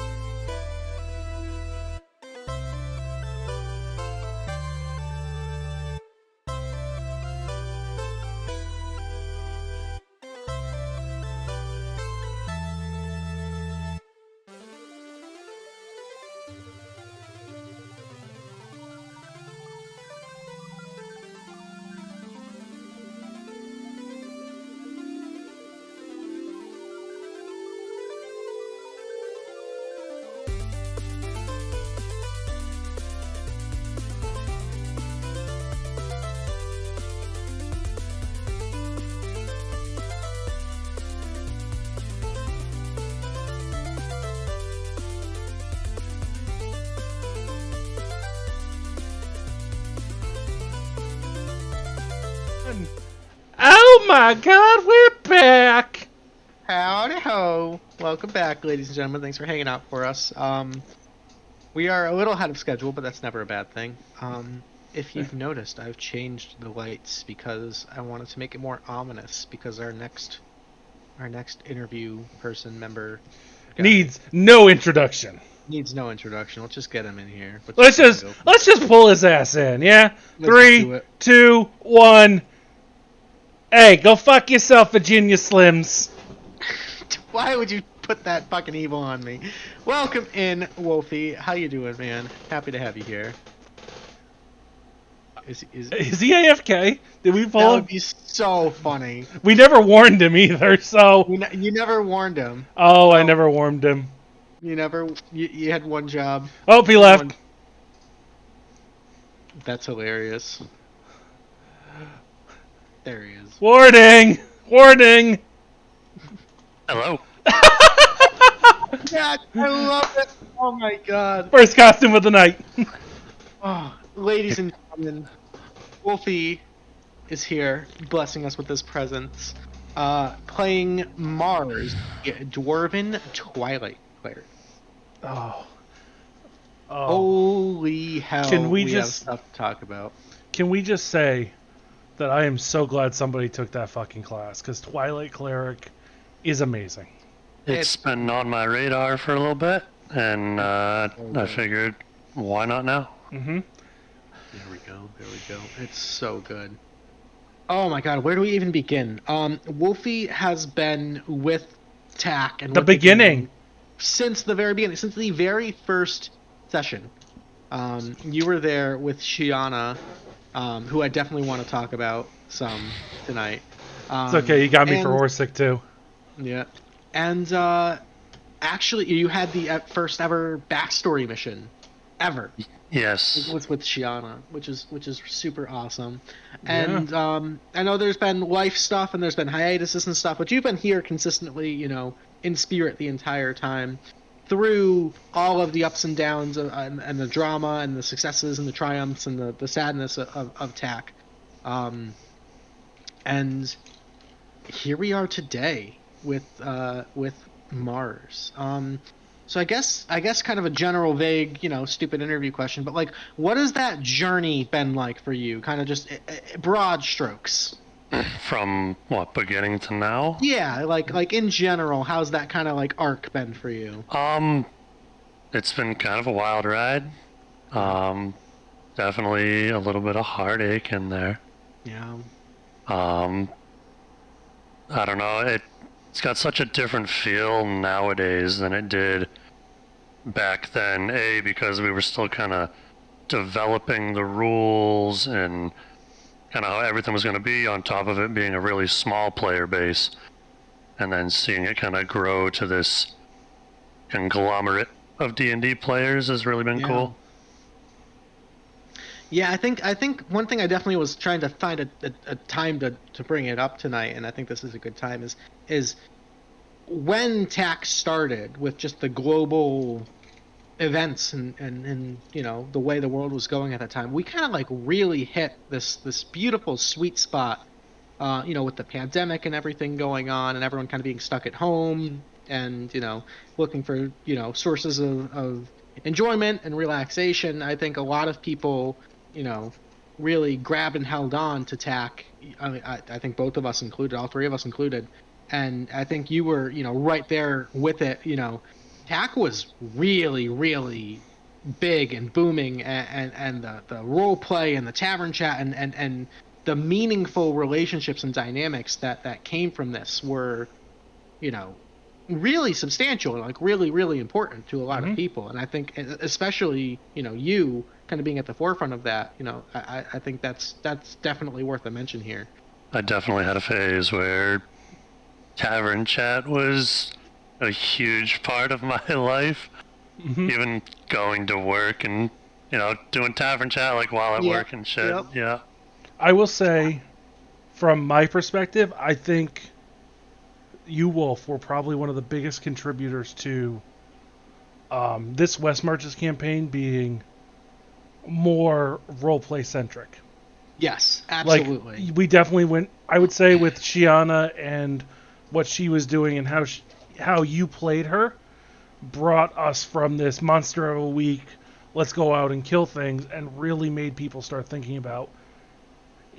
There's other phenomenal role players, but you come to mind as the one with the way you built that presence. Maybe it was a little I addiction too. I can't judge you for that though. I was always a firm believer that the tavern chat itself was kind of what made this more than just like a typical West Marches, here's a contract, kill the beast, because it kind of let the relationships grow and kind of gave it this overarching story. Mm-hmm. And then between you and Luke, I mean, especially you, Luke, because you started the whole thing, but you just kind of crafted this huge narrative into something that's typically not seen in this format. Yeah, I think it's I think in its conception or inception rather, it's this format lends itself to almost that kind of Diablo kill shit, get loot, kind of mentality. But I think we can all agree that it's grown to be something a lot more narratively driven, a lot more role play driven, Mm-hmm. which yeah, it's a beautiful thing. I think it adds that extra fullness, that roundness, that more fleshed out feel than here's a stat block, roll some dice, kill it. Yep. And Make your numbers right. bigger than this guy's numbers. Yeah. And it really is the players that shape that. I think it takes a lot of really phenomenal players to bring that to life and to really make that shine. And so players like you, Wolf, are super super cherished as for us DMs, because it's not everybody that can kind of especially live on the internet really get in there and Oh shit, we're on the internet? fuck. I didn't I'm know. nervous. Oh my god. I'm gonna I didn't turn know. off the camera. I didn't know the internet was on computers anymore. Yes. So let's talk about I don't think we've had a tea time since the Awakening. No, we No. did. No, we did. We did. I wasn't part of it though. I don't think that was Yeah. during my hiatus. Okay. So let's talk a little bit about Shiana, and let's talk a little bit about Mars and sort of the transition there and how the first influenced the second. So we've got Shiana, we've got this fantastic, beautiful, dynamic, mechanically phenomenal character, all around just idealistic D&D character. Very, very special to you. And then you have the Awakening. Let's talk a little bit about the events that led up to it and then sort of the aftermath. Well, I think what led up to it was all the What's- booze that was drank that night. yeah. So, oh god, we always come back to the Awakening.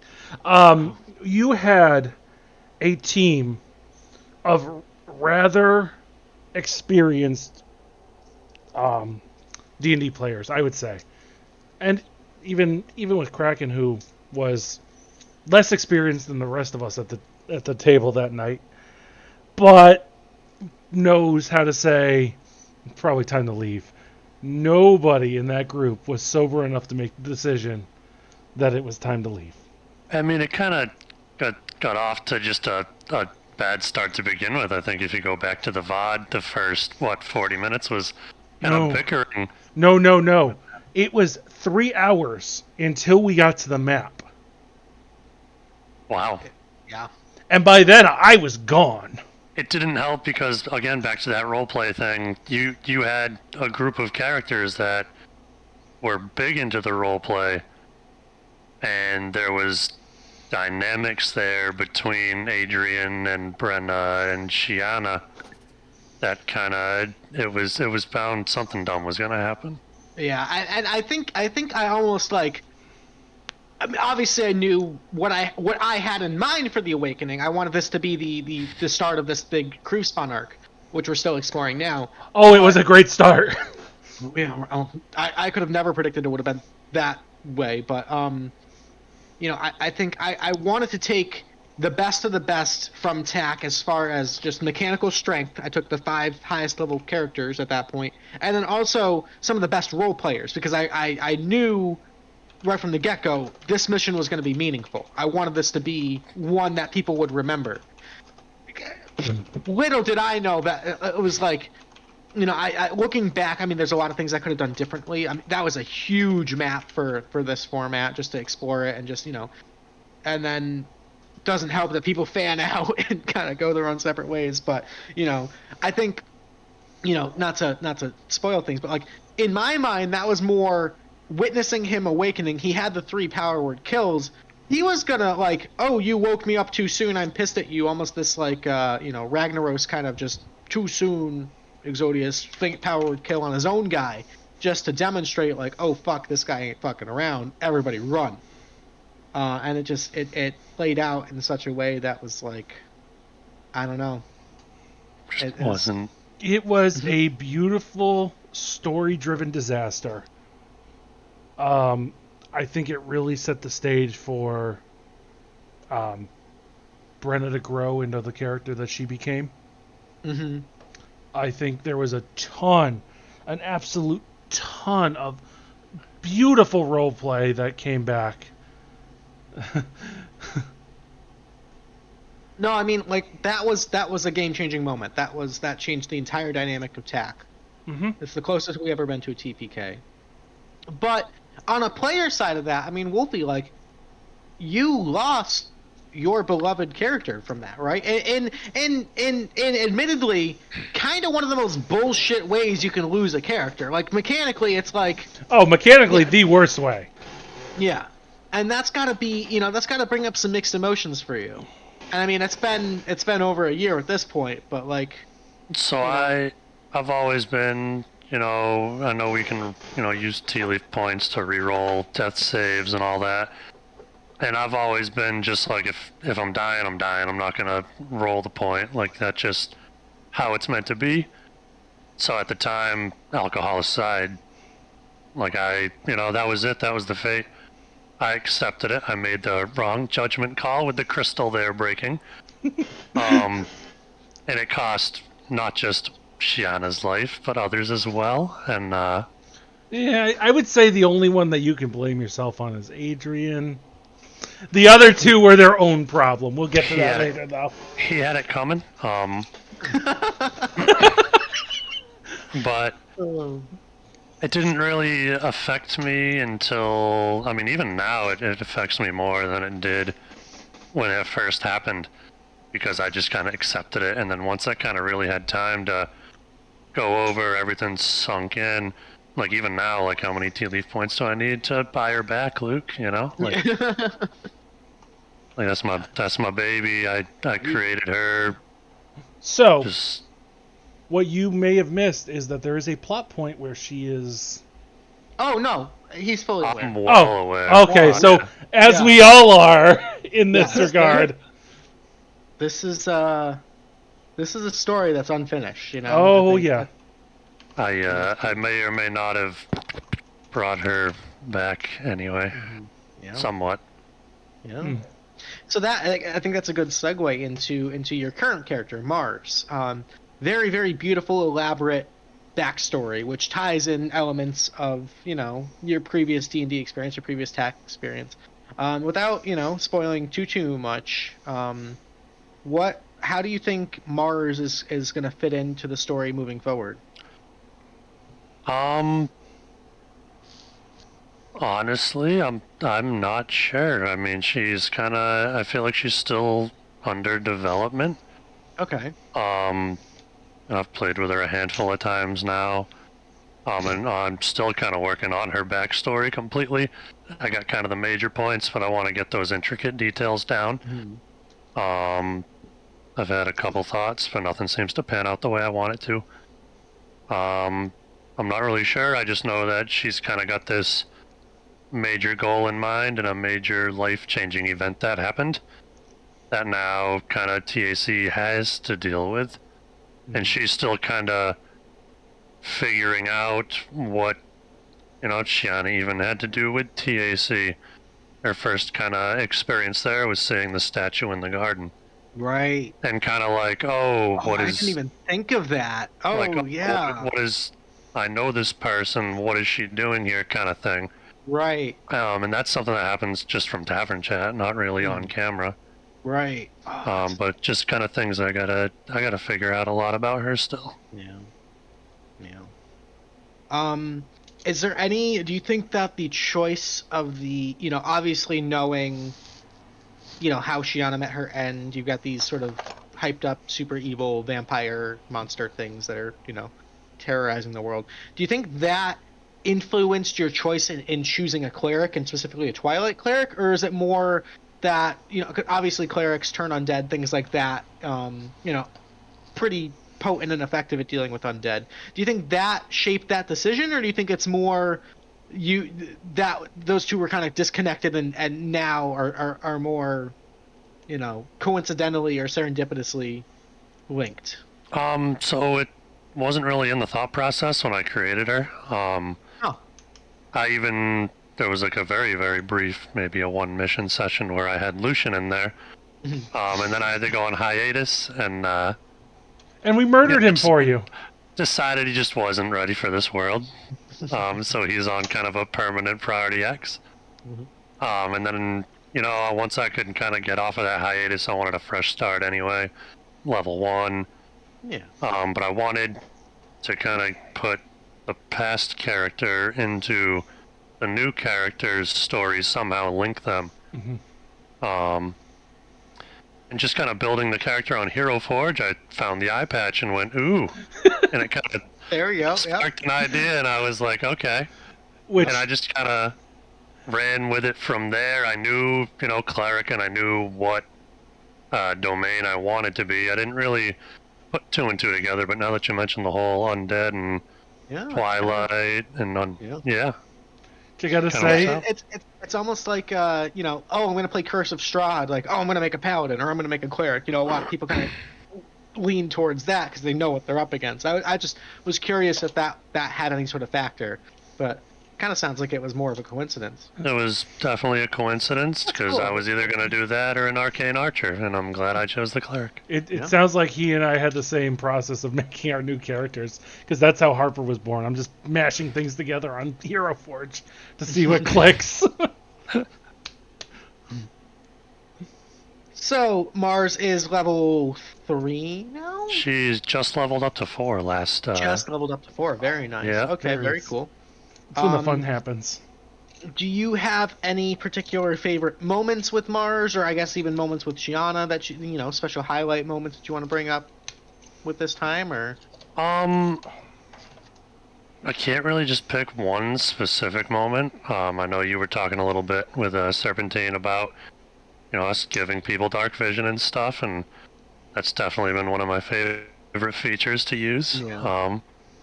And I'm still learning the mechanics of the cleric itself. I have never played a cleric. Clerics are pretty complex. They do a little bit of everything. Yep. So I'm just trying to still feeling it out, but I'm just kind of enjoying, I guess, the second arc to me being a player. Yeah. In this. You kind of find your own way, especially with that. Like you said, it's an arc. You have to. You and I died the same night, so other than your hiatus, we've been doing this together, and it's. Oh man, it's a tough to come back. Yeah. And I know you used the phrase "lightning in a bottle" with Shiana once, but I think that you got a good thing going here with Mars. I'm interested to see where you go with it. Yeah. Do you have any plot? Do you have any plot points that you want to explore with Mars that you've had any involvement in recently? Any plot points that I've had involvement in? Yeah, like in the missions you've been on. I'm trying to think. I feel like Mars has been shoved into the archives a lot for. I think her first one definitely, with the archives, kind of gave her a fresh perspective on what was going on in the world. Hey, see what you did there. Yeah. She was. Took me a second. she was kind of gung-ho, gonna save my people kind of thing, and then she kind of realized, like, oh, this is a lot bigger than just this little thing, so she's still trying to adjust to everything. The other missions she's been on, I feel have been, unless there's some hidden things, I don't think I've seen much in the way of... You're on the Dieban mission, right? There's a Dieban mission. There was, Fuck Divan Order. yeah. That's right, we did get a little bit of the... Yeah. Fighting in the streets of Kador. Yeah. Yeah. That was brutal. I was level 2, I think, at the time. Yeah. Up a, against all these a mixed assassins. tier mission. It was the level 2 guy. Yeah. All right. Very cool. Well, we are very, very grateful to have you back in TAC, and thank you for sharing the time with us tonight. And we look forward to seeing more of Mars, and who knows what else in the near future. Yeah, always a pleasure, guys. Thanks for having me on. Thanks Enjoy your for letting me Tealeaf. be a part. Absolutely. Enjoy your Tealeaf point, and we'll catch you around. All right. Toodles. Bye. I'm gonna I think J-Mill might be jumping in. Yeah, so she just texted me and said she's available. So we we've can pull Kraken in the end if Okay. because I don't mind running late if you don't mind running late. Yeah, that's what we're here for. I just want to make sure that people who had a set time, Yeah. are in their set time. So, what time is it now? It's 8:30. My phone is being slow. So let's see. For 8:30, I had Aaron who unfortunately can't make it. So we'll pull J-Mill. Let's get J-Mill in here, and then we'll get Nixon here. Yeah, and Kraken is hanging out. So hi. Hello, J-Millio. Oh boy, I'm so happy you decided to play. Hey, How you doing? hanging in there. It's Nice. it's been a week. It's been a week. Yeah, I think it's been a week for everybody. Yeah. So seriously. everybody- Got a fucking whip drop though, so Oh, let's it's all fucking good. go. Let's go. There we go. Very You nice. all and your RuneScape stuff. Fucking second kill. Oh, great way to start a task. Great way to Yeah, Look, start that. Look, I'm gonna bring it up real quick, and I'm gonna make it really awkward for everybody. Do Who do you think is gonna be the first person to try and claim the bounty on your head? Ooh. That's a tough one. In guild. In guild, that's a tough one.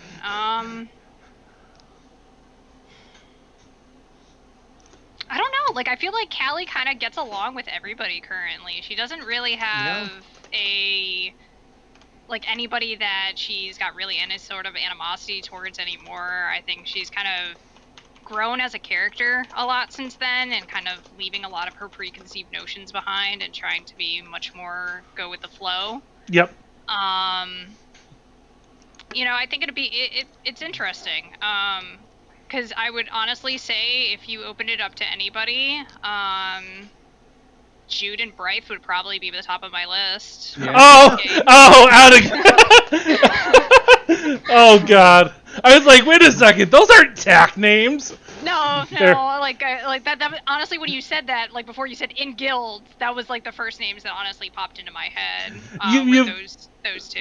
So Um, you play Calliope Azaru, also known as Callie, one of our hero tier. So Yes. good on you. Yeah. Because You made it. Made You made it. it. you made it. it only took the second two characters, but we made it. Yeah, it's gonna take me 2 characters too, so it's okay. Yeah, it's all right. Yeah. So the 3 of us have played D&D together for a while now. Yeah. Almost 3.5 years. Yeah. 3.5 years. And I have beer burps. I'm so sorry, everybody. Luke's been doing a lot of talking, I so get I'm indigestion taking. thinking about the beginning of D&D too. It's fine. Yeah, no problem. So, I mean, we've seen Shadow in the Whispering Wood, your Tabaxi rogue, that I think did very well up until the day she didn't. I mean, I don't know about that. Like, so literally, it was so apropos and so fitting for her because that was her 9th time going down. Oh, you're right. I forgot about that. So, like, it was like, and honestly, I kind of didn't realize that was, how Luke plays that spell. I've never had that spell really cast on me before, but it was just it was a very appropriate ending. So Yeah. I mean, she was always mixing it up with danger and kind of living on the edge. Very very squish. So Yeah, because that's what tabaxis do. So you brought Callie in as far as I can tell, the closest thing you've ever had to a meme character in the 3.5 years. Yeah. So I feel like when we first ran Curse of Strahd, that was the vibe that I was trying to go with Reyna. Okay. Was very like Yennefer of Vengerberg, like very kind of out for her own, very flirtatious, but in a way that was very manipulative. And then I realized I can't do that. Like I physically, as a person, am incapable of doing that. So like she kind of switched it up a little bit there. Yep. But yeah, I mean, Callie was just also very not my personality, just like a very in your face, I'm going to tell you exactly how it is and I don't give a fuck what you think about me because I'm better than you. Yep. Is honestly what she is. That makes sense. She's a noble. She knows she's a noble. She hates it, but she's she knows use it to best for her advantage. Yeah. Yeah. So. Yeah. I will go ahead with this. What are well, since you are also one of the people who played in the first tax session, one of 4. I was, yeah. So you've been with us since the beginning, and you've DM'd for us now. I think other than me and you, Wee Woo, I think Jay Milio has watched the most of TAC of any other person in the game. Jay Milio did start the stats for us. Yes, I think there's a moment I wanted to harp on a little bit, but you can continue your thought. So I guess I want to know is, in all that time, in all those missions, and all the everything, what is like your definitive TAC moment, J-Mel? That's a great question. That's a tough one. So that's a great question. Honestly, I really, really go back to our first mission as level 5, where we were going to save Orsic. And honestly, one of the most in-game on-stream moments is Marigold at exhaustion having to make that save. Yep. That that to me, like everybody was so intense, on edge, full clench, that like that was just like that for me was like peak in-game TAC. Yep. And I'm gonna preface this a little bit. Yeah. I think my favorite all-time TAC moment was in Tavern Chat doing the interrogation with Violette. Yep. You guys had me fucking hook on. Yeah, I was like, Luke is like texting me and he's like, "Are you about to fucking kill Callie? What are you doing?" And I'm like, "Just trust us. It's fine. Just trust us." Yeah, I'm like texting Jamilio like personally like, yeah. The fuck are you doing right now? Yep. Like. Yeah, and I'm like, it's okay, it's cool. We've got consenting adults. We're good. It's all right. And then like I remember Sloth going off in Tavern Chat too, and I remember at the time Solinux was being like, "I'm gonna go up and see what the girls are up to," kind of like doing a little metagamey shit, and I was like, but honestly, just like we had so many of you guys so confused on what was going on there. It was so much fun to do, and then just seeing everybody's reaction was just pure gold, honestly. So it's funny because you brought up like the definitive TAC moment of Marigold making that save. I have to bring it up. Put a pin in that because I'll talk to him when he gets here. Because it's one of my favorite TAC moments, and he'll be here later. But no, oh my God, you've made me remember that Orsic got kidnapped and survived that. Mm-hmm. I think my answer to that, I can vividly just picture that scene and that map and like the Green Dragon and you got like the Queen of Air and Darkness up on the like that is just so. And it was like, at that time, like that was when like Tavern Chat was probably at its highest. It was like me, Dan, Corinne, Wolfie, and Rudy in that mission. Yeah. And it was just like, that was just like such a core bunch of people too at the time. It was just, that mission was. So I will remind you, Tick Tick was also there. Tick Tick was also Oh yeah, good. Tick Yeah. was Tick also Tick good, was yeah. on it. Yep. Because that was when I had to set up for a 7-tile window. Yes, Oh my because you all God. surprised us with Orsic coming in. Because Yeah. Orsic Yeah. got the fight in it too Yeah. because he was there. Right. But that's the first time we were like, hey, Tavern Chat for the next 3 weeks is gonna be The Gigapause. 3 days. Gigapause, yeah. It was a massive pause. So And many people went nuts over that. Yeah, I was I know. like, oh, it's like I cut off the supply. I know you you didn't know how people were gonna take it, and it was No. like, oh man, is well, this gonna no, kill we its momentum? that was we didn't limit it. We just said, look, 1 week in TAC Right. in Tavern Right. Chat is a day right now. We have to Right. work with that. Yep. Yeah. Yeah. But it was just it was just like, you had to condense everything. And it was like, okay, how much can one person do theoretically in one day without getting like super repetitive and stuff? And it did slow down like a little bit at first. Like we had the big rush and then it kind of slowed down. But then like as we were getting closer and closer to the mission, you could just see people getting more and more excited and going towards it. It was great. Luke, the trade-off with the dragons that we were doing in front of everybody. Yeah. Oh my god. good. Oh my god, I'm remembering how good that was because Hmm. I should have. Yeah. But Yeah, that one is definitely worth a rewatch if I do say so myself. Oh, absolutely. Battle of the I Grove. have one moment that I need to talk to on stream with Jen about. Yep, So, go ahead. I know you've been, we talked a little bit. I forget who. Forgive me, I'm drinking. But kind of like these little seeds that we plant in all these missions, and like, these overarching things that sometimes take months to come to fruition. These tiny little moments and these little hints and these little, repetitive sayings that I'll use or repetitive descriptions that I'll use in particular moments. And you watching along the entire time.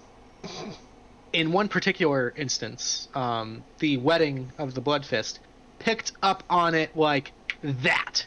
Like, instantaneously knew exactly what was going on before I was ready for the players to admittedly pick up on it, and like immediately went for Weston. You had done the deductive work. You knew exactly how that was going down. You knew who was responsible, and like I think throughout that, had like, let's say, had that gone the way I anticipated it, had that gone out, that would have become apparent throughout that encounter, I think.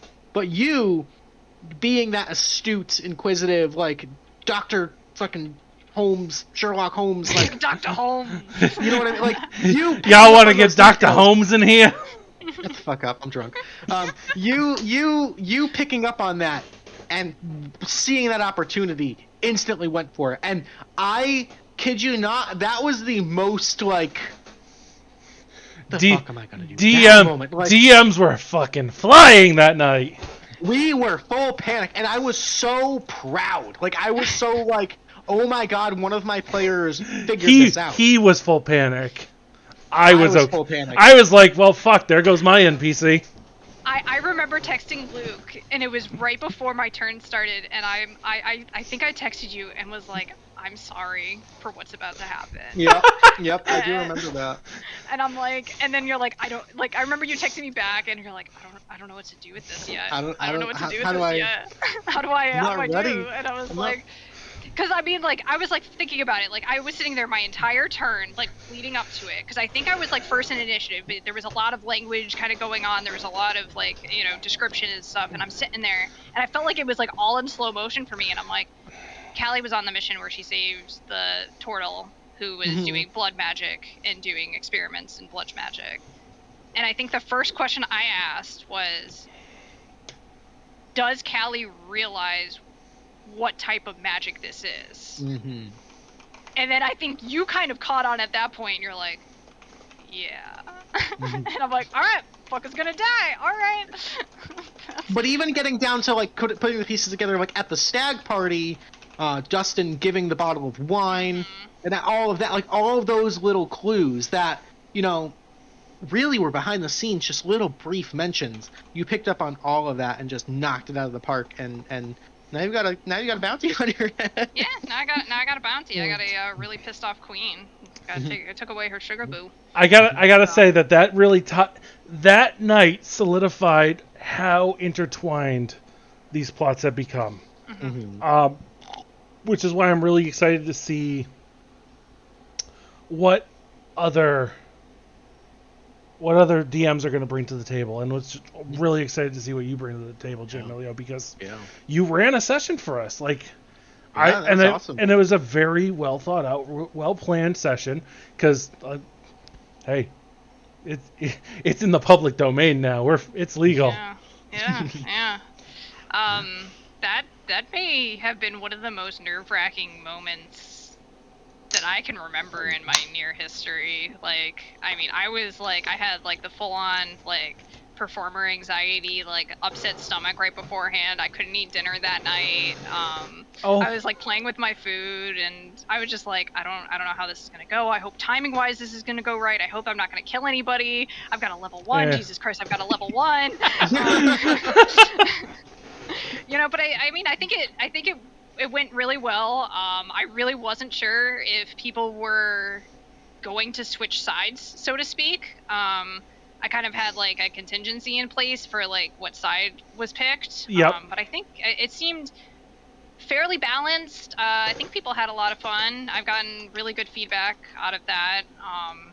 And hopefully I'll come up with another idea sometime soon, and we can run something else. Yeah. So.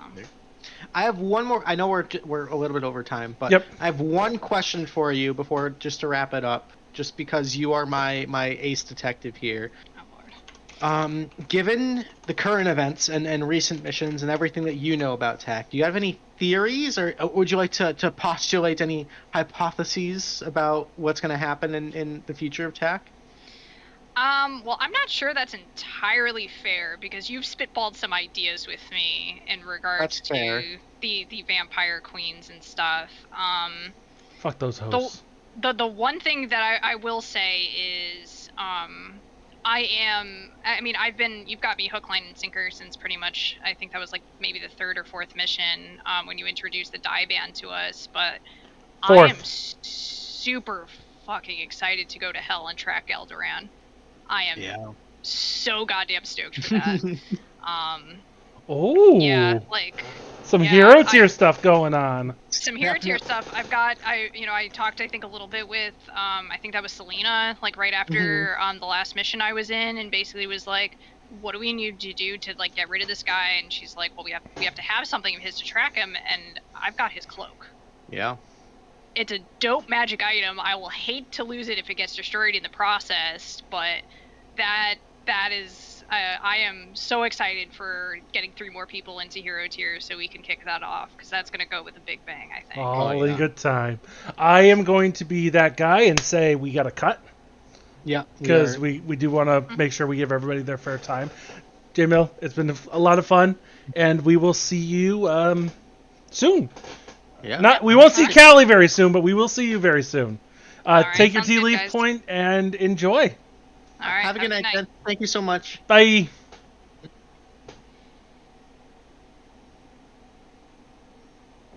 Alrighty. Pull in Nick's right on in. All right. Hello. Howdy. Thank you for being patient. We appreciate it. Hey, no problem. You're still getting your 15. Don't worry, we're timing it. I'm timing it. Hey, everybody. So, joining us next, we have Nyx, who plays as Lithiath Monte, the human-ish fighter, specifically an Echo Knight. Oh boy. We talked about how TAC has become, not just this sort of hack and slash Diablo Monster of the Week style campaign, and it's really due to the amazing roleplay from the players. And when we talk about amazing role players, I think one of the first people that pops into my mind is Nyx. Lithiath is such a beautifully deep, well thought out and intricate character with so many different moving parts. I don't even know where to begin. I guess, what was your, I think it's a very unique concept. What was your initial sort of inspiration for Lithiath? And then I guess follow-up question is, how has that vision changed to where he stands now? Oh, that's a good question. You see, Lithiath for me, way, way, way, way, way, way, way back, like I'm talking high school, was just a character that I was writing about. Um, he, in my head, was this knight who was for the people. Specifically, would do what he could, going out of his way to make people happy, because a noble is nothing without their people. Tell that to the nobles, but I like it. Yeah, he. Uh, I really had no idea about Dios, and I had no other backstory for that for him. And when I came across the Kalishtar race, I was like, ooh, dual mind. And I am an advocate of system pride. For people who don't know, that's dissociative identity disorder, so people who have multiple personalities. And it was the closest thing to me that would allow me to kind of get into that space, present a different type of person within this Lithiath character, and that would be Q. Q was the what is known as a persecutor, and he was misunderstood. That was the beginning of his story, and really the story is about Q trying to be understood. Like, he's not a bad person, he's just trying the wrong way to show his emotions.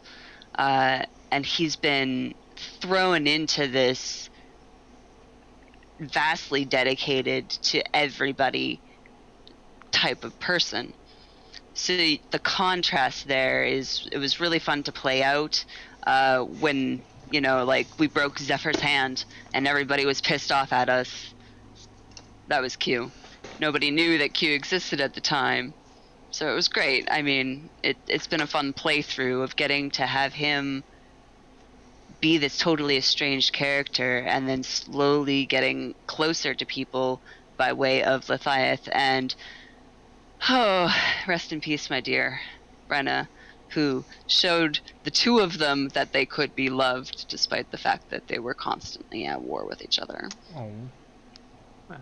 That's see, I prefaced this conversation saying amazing depth of a character, and here we are. Like, Yeah. it is amazing, you know, the personal level that you put into these characters, and then just the, you know, the inter-character relationships that you've developed. It is really remarkable and beautiful to witness, you know. And we as DMs have nothing to do with that. Like, that's all on the players. Like, that's you know, it's Yeah. really, really amazing. I didn't write shit. You guys wrote it all. I'm just here to arbitrate. I had a setting. That's about it. Yeah, I was like, hey, what do you want, like, what setting wise? And you were like, I could use some Dios representation. For people who are wondering, fuck Dios. Yeah. Hey! We have reasons. I love Lithiath, other than other issues with Harper that we don't have to talk about. I mean, he's never actually spoken that much to Harper yet to know him on a personal level, which Yeah, no. makes sense. But no, I think that moving towards this more open world, where we kind of have our players filling in these roles, like, there's hundreds of thousands of people. It's good to see somebody going, hey, I'm going to step in for this role, and I can help expand this little part of the world. Yeah, it's really cool. And that, you know, what started off as hey, yeah, why don't you be from Dios? And now that's expanded to this more fleshed out, okay, son of a nobleman, not only son of a nobleman, son of a chosen divine.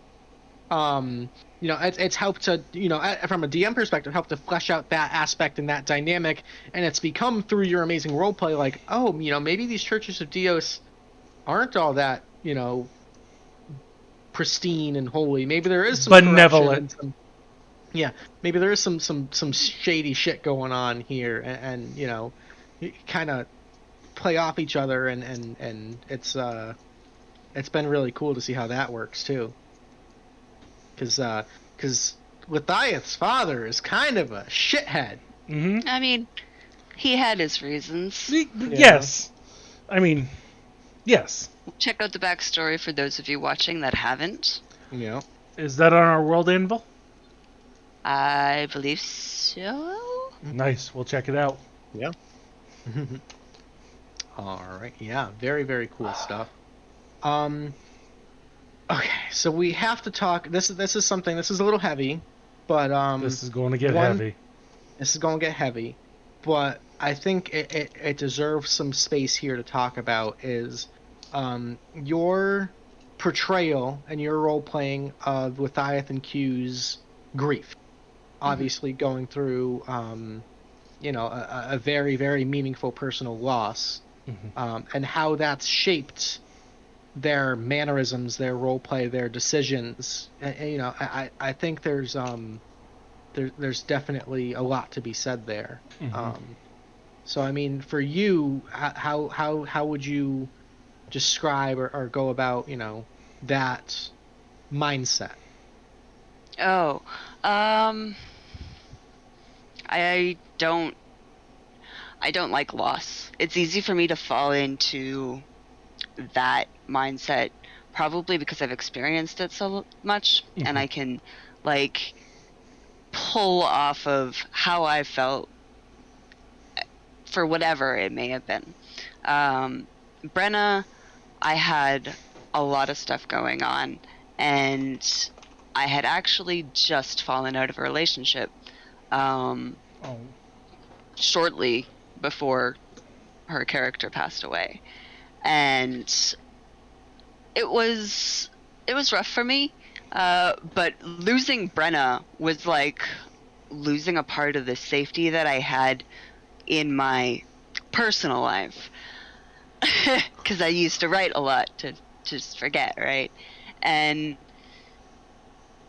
so that loss was like, you know, I can pull from my real life and write it out here, and it'll be written out. But not only that, I loved the character that Kelly made, that is Brenna, the peasant noblewoman, or peasant herb woman who fell in love with a noble, and though she knew it wasn't her place to invade, quote unquote, she couldn't help it. She had to like give him that kiss in the attic after he saved the spider sack and was nearly killed, and it was just all the cute moments were, you know, what made it easy to mourn, because Lithiath wasn't the only one that lost a character. Yeah, a part of it is absolutely real. Yeah. Yeah, that's you know, it is a beautiful story, and you know, I think you've done a really beautiful job of portraying that, you know, in its highs and in its lows, and sort of the aftermath.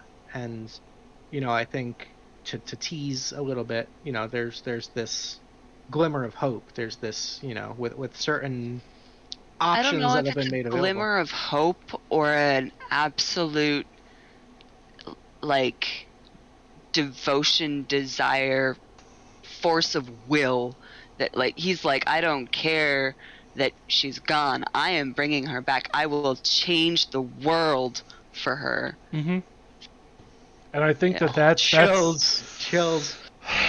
Oh yeah, I got it too. And I think that portrayal of loyalty to the characters is probably something, Nick, that you have done better. Maybe not better than everybody, but you are the standout. You are like the one that's like, I am committed to this story. I'm committed to this reality that we are building. I say reality, you know what I mean. No, I couldn't have done it without my co-writers. Really have to hand it off to. I think those characters as well. I think the biggest thing is that we are a group of collaborative storytellers, and Yes. I think that we all have a lot of stories in us. And luckily, we exist in a world where, although rare, death is not permanent. Yeah. God damn it! Oh my god! Yeah. What's your favorite moment in TAC before we have to kick you out for somebody else? My favorite moment in TAC. Ooh, there comes down to a few. Like I said, I really want to follow through up with this Victoria, or that is her name. I don't know. I don't even remember her name anymore. Victoria. The vampire stories. We need to Oh, see what happens Gloria. with Cliffspawn. We need to like kill them. We need to do what Brenna. We need to do what Brenna set out to do. I not only am I devoted to bringing her back, but finishing what she started if she cannot. So one of my favorite moments had to have been when we were building the weapon, and I was like, oh fuck it, we're like, this is down to the final straw. Lithiath, who has no magic in him, grabs this hammer and frickin' swings it down on the anvil to do the final ring out of the making of the weapon. I need to know how that pans out.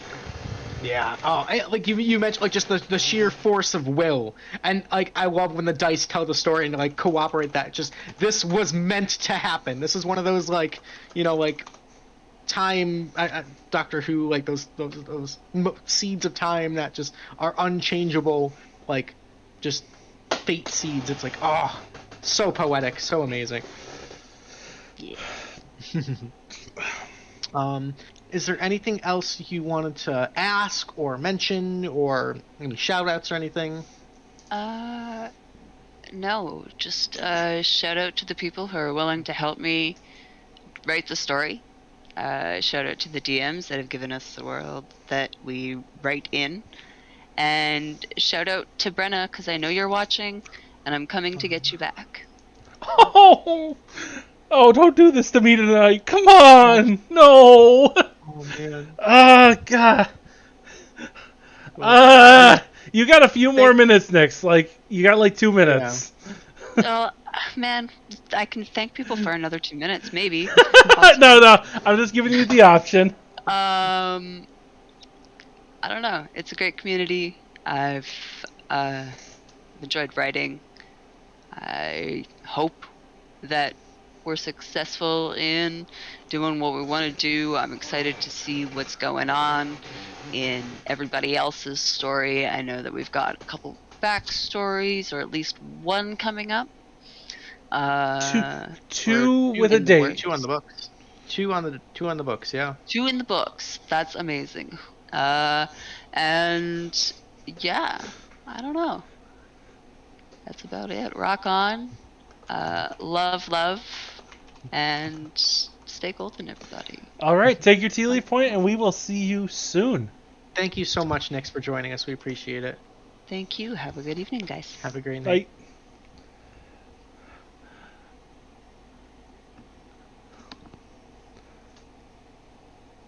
Bye. Alrighty. All right. Yeah.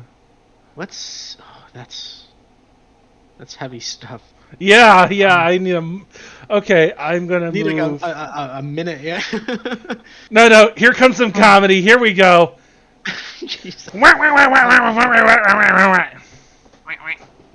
Peggy Rage. No. Oh. Hello. Hello. Oh my goodness. Whew. Gotta decompress a little bit after that little talk. Pengy, tell us about your funniest moment. Please tell us about your funniest moment in tech and make it funny. Please. I don't know. What do you want? Do you want me, Willow getting stoned and petrified on her like second mission? Yo, I get Or, stoned and petrified on many missions. Ted mission where we were like trying to.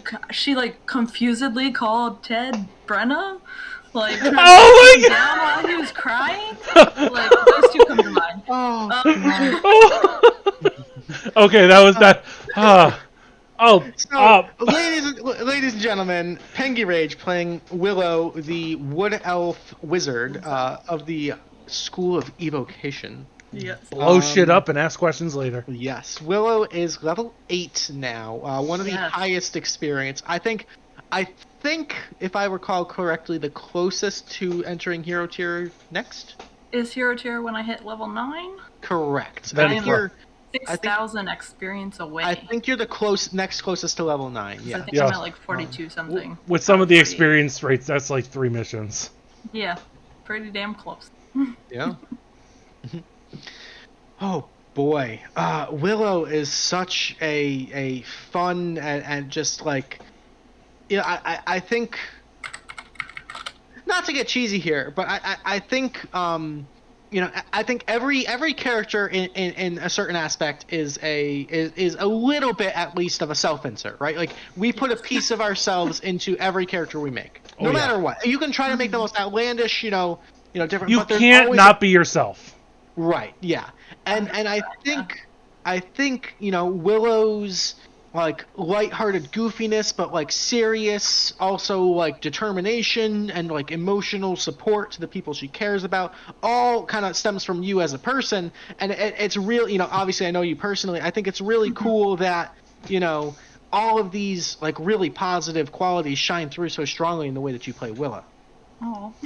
Yo, I would be on character Emotional. number 3 if it was not for Willow. Oh, yeah. Oh, that's true.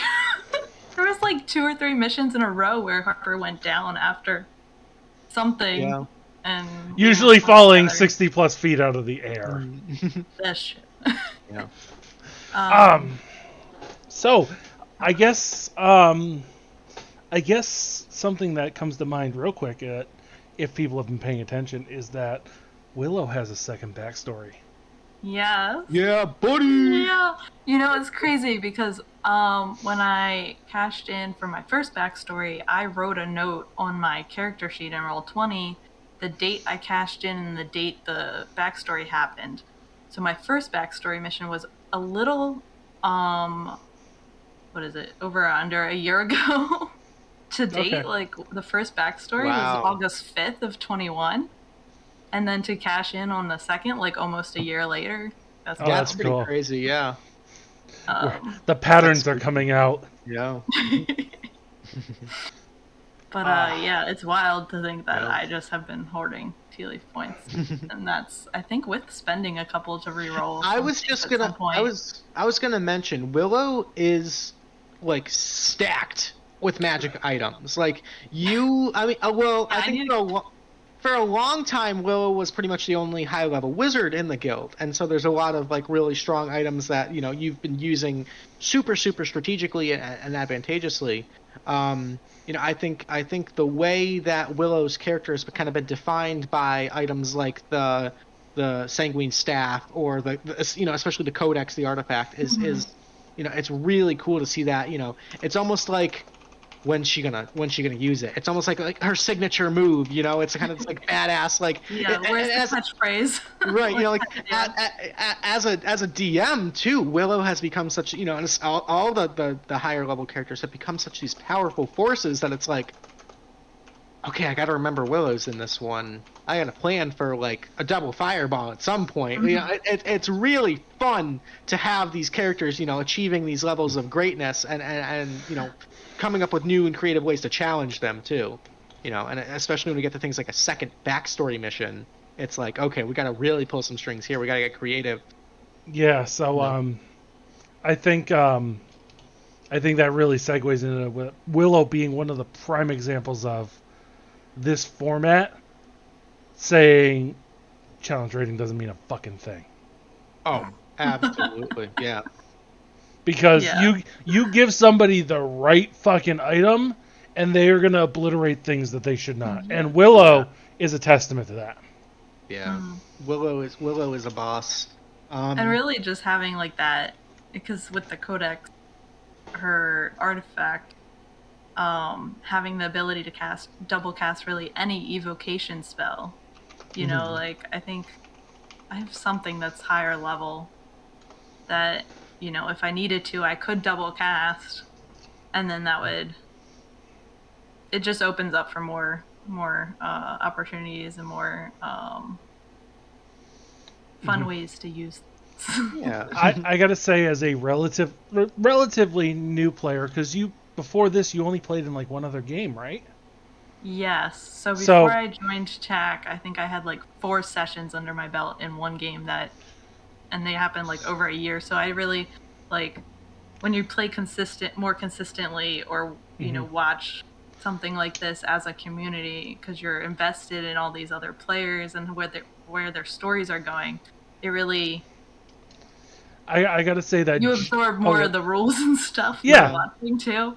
So And jumping in and being like, "Hey, I'm gonna play a wizard," hands down across any edition, one of the single hardest classes to play Yes. because of options. I remember creating your Yeah, character. me and too. You were, honorable moment. You were like, I was like, what class do you want to play? There's 12 classes. She's like, I'm just gonna roll for it. Oh, I Yeah. got a 12. Let's play a wizard. And I'm like, yeah. Yipe! go for it. Yeah, Yeah. that last Yep. tea time too. Yeah. But like it's been like the best thing I could have rolled. I've had so much fun playing a wizard.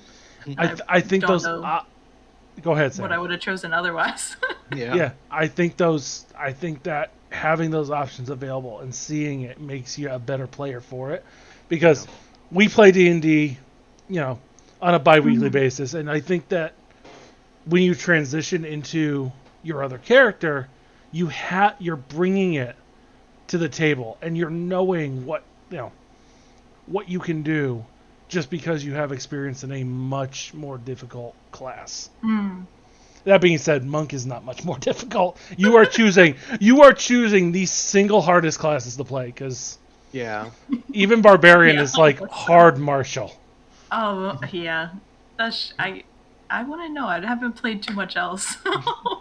I know, we just went over your 3 classes, and it's like, those are actually pretty hard. It's like pretty much the only things I've played. And like the game before I came into this I was a cleric, but like Oh, that's another hard one. level 1, Yeah. and like we didn't get very far, so I really barely even grasped that at the time. So I think we talked about signature moves, but I think one thing that with a wizard specifically that makes them tough is just the amount of spells that you have at your disposal, right? Like that's what makes wizards shine, is just their versatility and having a spell for every situation. I was gonna say that Yeah. I was gonna say that the D6 hit die probably doesn't help either, but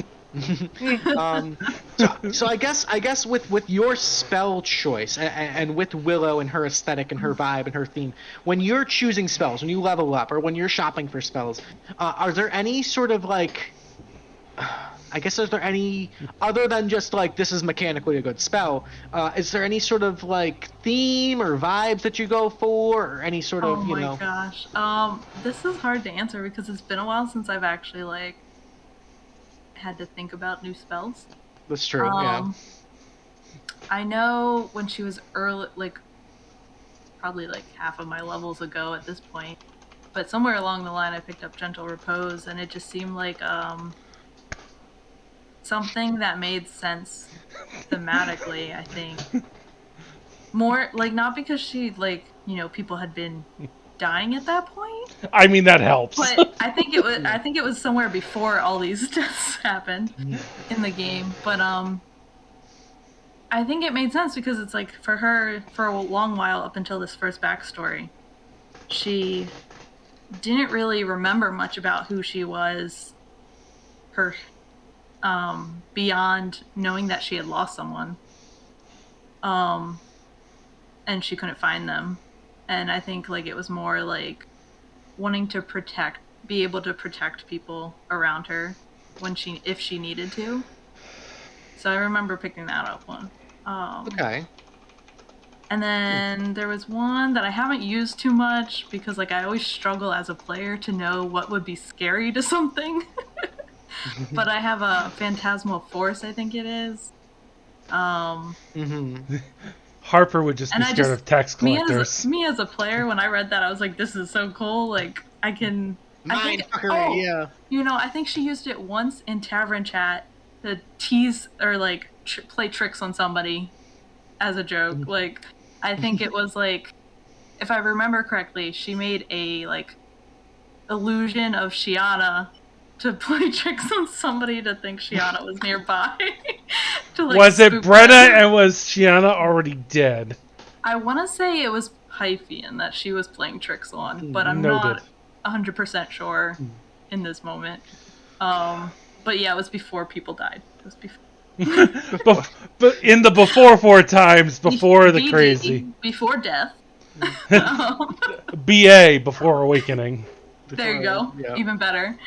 Oh, But yeah. So, like, I guess, I don't know if that answers the question. yeah. Yeah, no.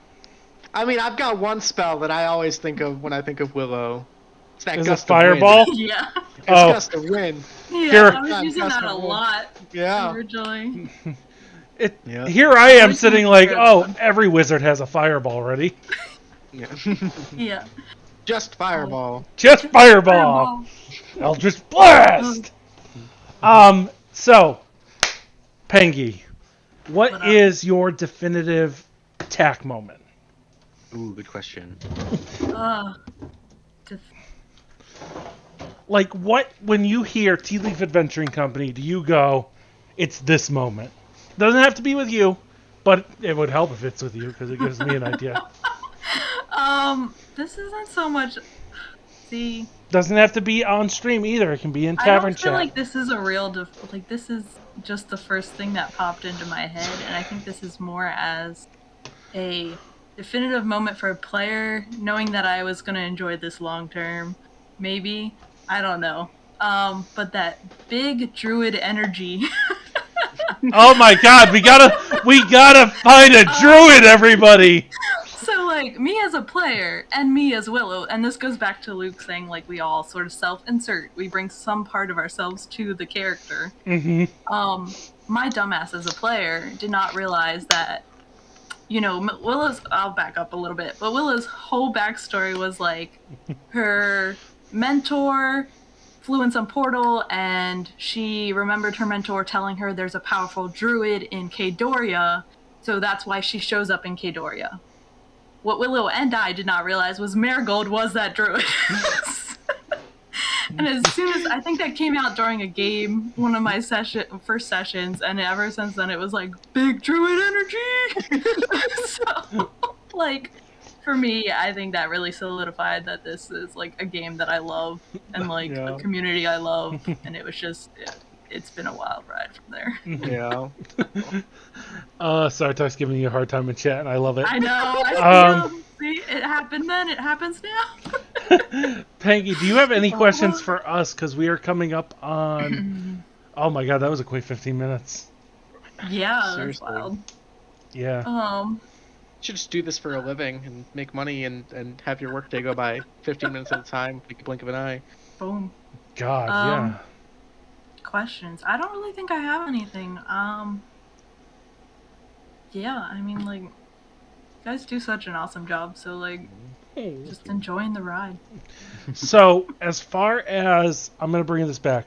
What is a plot that Willow has been involved in that you're excited to see more of? I was trying to think of things you guys were going to ask me about as I was watching everybody else. And the one thing I remember from... I think it was the same episode that Jay Milio's... Or that Callie killed Weston? Yep. Weston? Yep. Weston?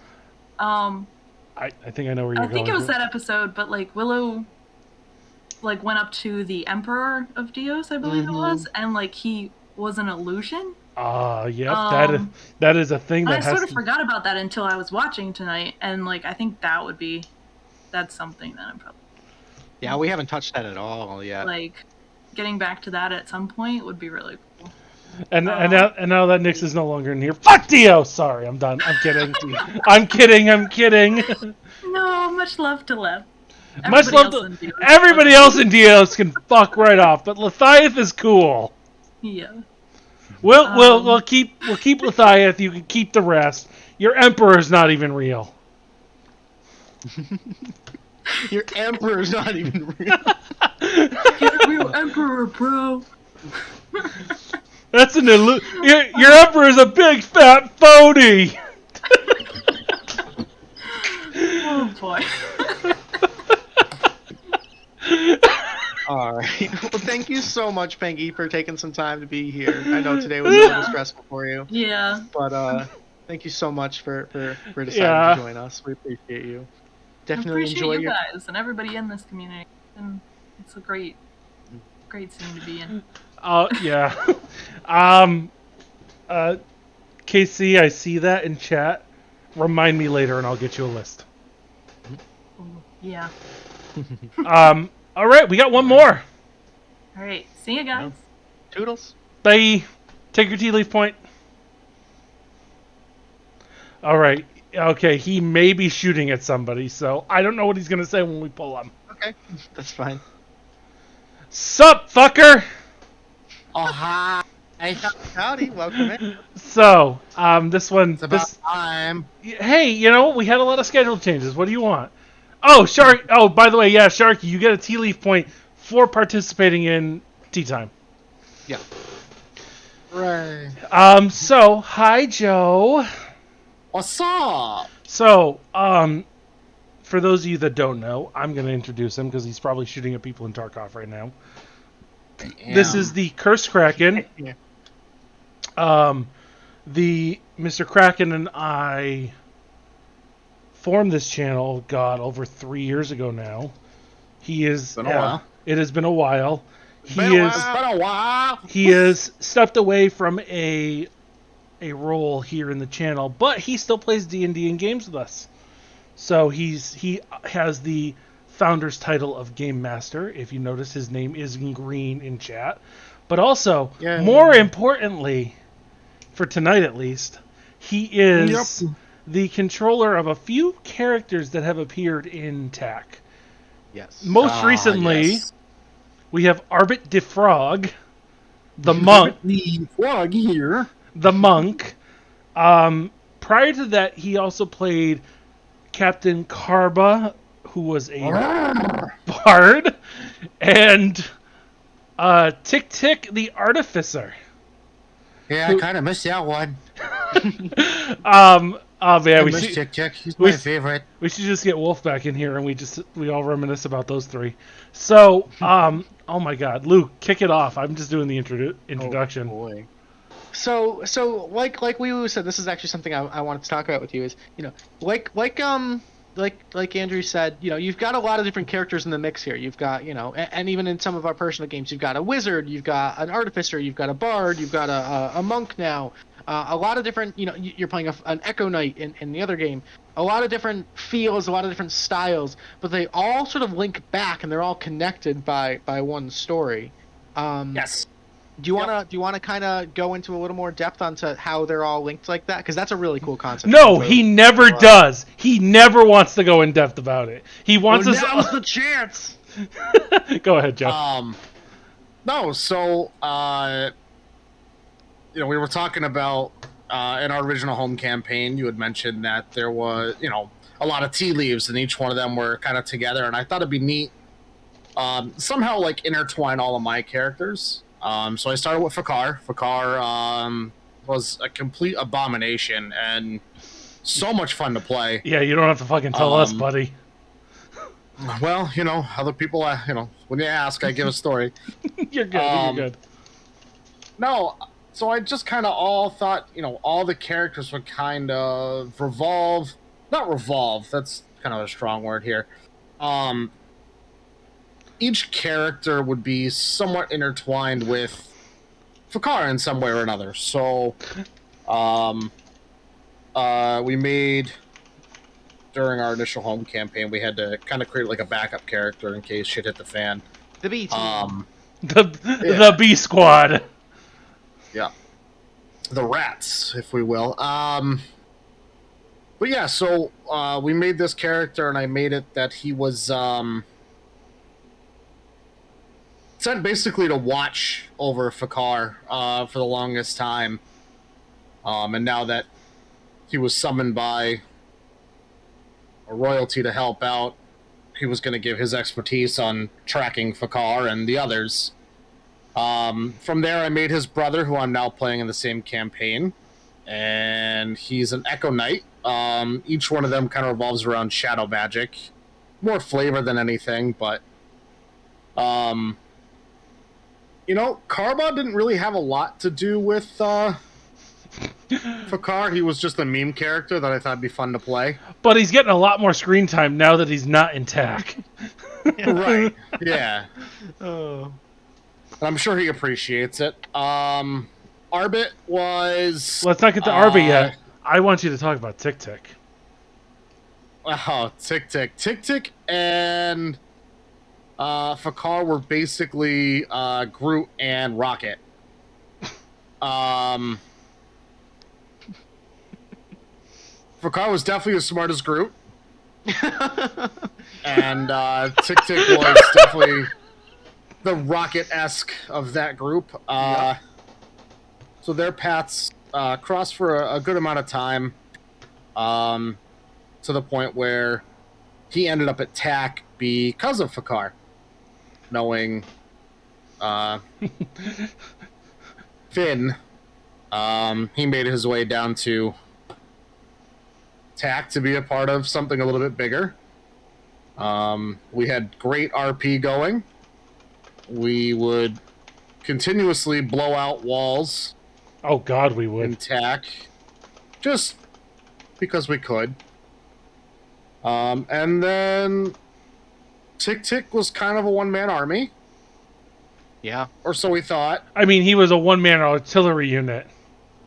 Yeah, I mean, he was a legitimate tank. He had a turret and everything. Yeah, that hit die didn't help him though. No. Power word kill doesn't either.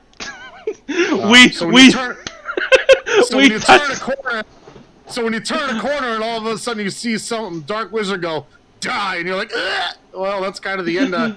I before you Kind of a continue, tank.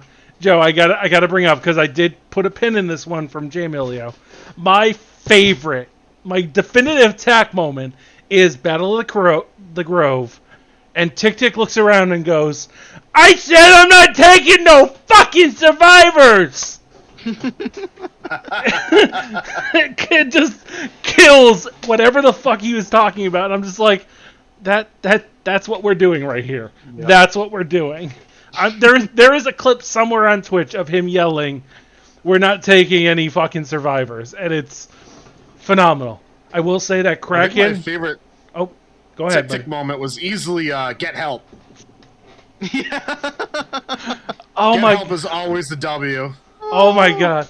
The fucking, oh my god, the K-Doria job. That was such a good session. Yep. Never. That was a good session all around. Never should you ever let 2 artificers and 3 rogues go out on their own. But we did. That was insane. Seemed like a great idea, right? At the time, yeah. What was I thinking? Oh my god. What were any of us thinking? We were all waiting for it to happen. Yeah. That is that's episode 12 for anybody who's curious. That's so early. It was so early. Oh my god. Dude, I didn't think we'd make it past 20 and we did. Right? Oh god, I don't even know how many what's our current count up to? Dude, I don't... Because Jen's not keeping track of it anymore. I have no fucking clue. Oh god, we'll have to go back and count the VODs. Because we know the price of knowledge is blood is 100, so we can just count from there. So it's like 120 something. So point that being, was back in December. Well, we had a lot of weeks off since then. Fair. We did take like a month and a half off. Fair. We'll have to get a count. Yeah, we'll have to sit there and make that. Stop the count. But point being is, yeah, I mean, if you had sat there and said we're going to do this for 100 and something weeks, and I would, for one, I would have never been like, yeah, that sounds about right. Yeah. We have lived most home D&D. That have lived the entire time. Yeah. We have had one player that has lived the entire time. All right. I don't even know who's still alive. I don't know who's dead. It's been a little while. It's Gregor. It's only Gregor. Gregor. It's just Gregor. No shit. I didn't know Snacks was dead. No. Oh well. Snacks is dead. No, Snacks is not dead. Snacks was OG. So what? We're talking like. We got to figure out what we mean by OG, because when I talk about OG, I mean the first 4. which you actually weren't even a part of. No. But I would say that the OG would probably be the first 5 weeks or so. Then that's fair. Then I am also in that count because I was in week 4. Yeah, but Harper's still alive? Yeah. Yeah, but Orsick's dead. Orsick's dead. Well, yeah, Orsick's dead. Tick Tick is unknown. No, I mean, they're in the same boat. We know where they are.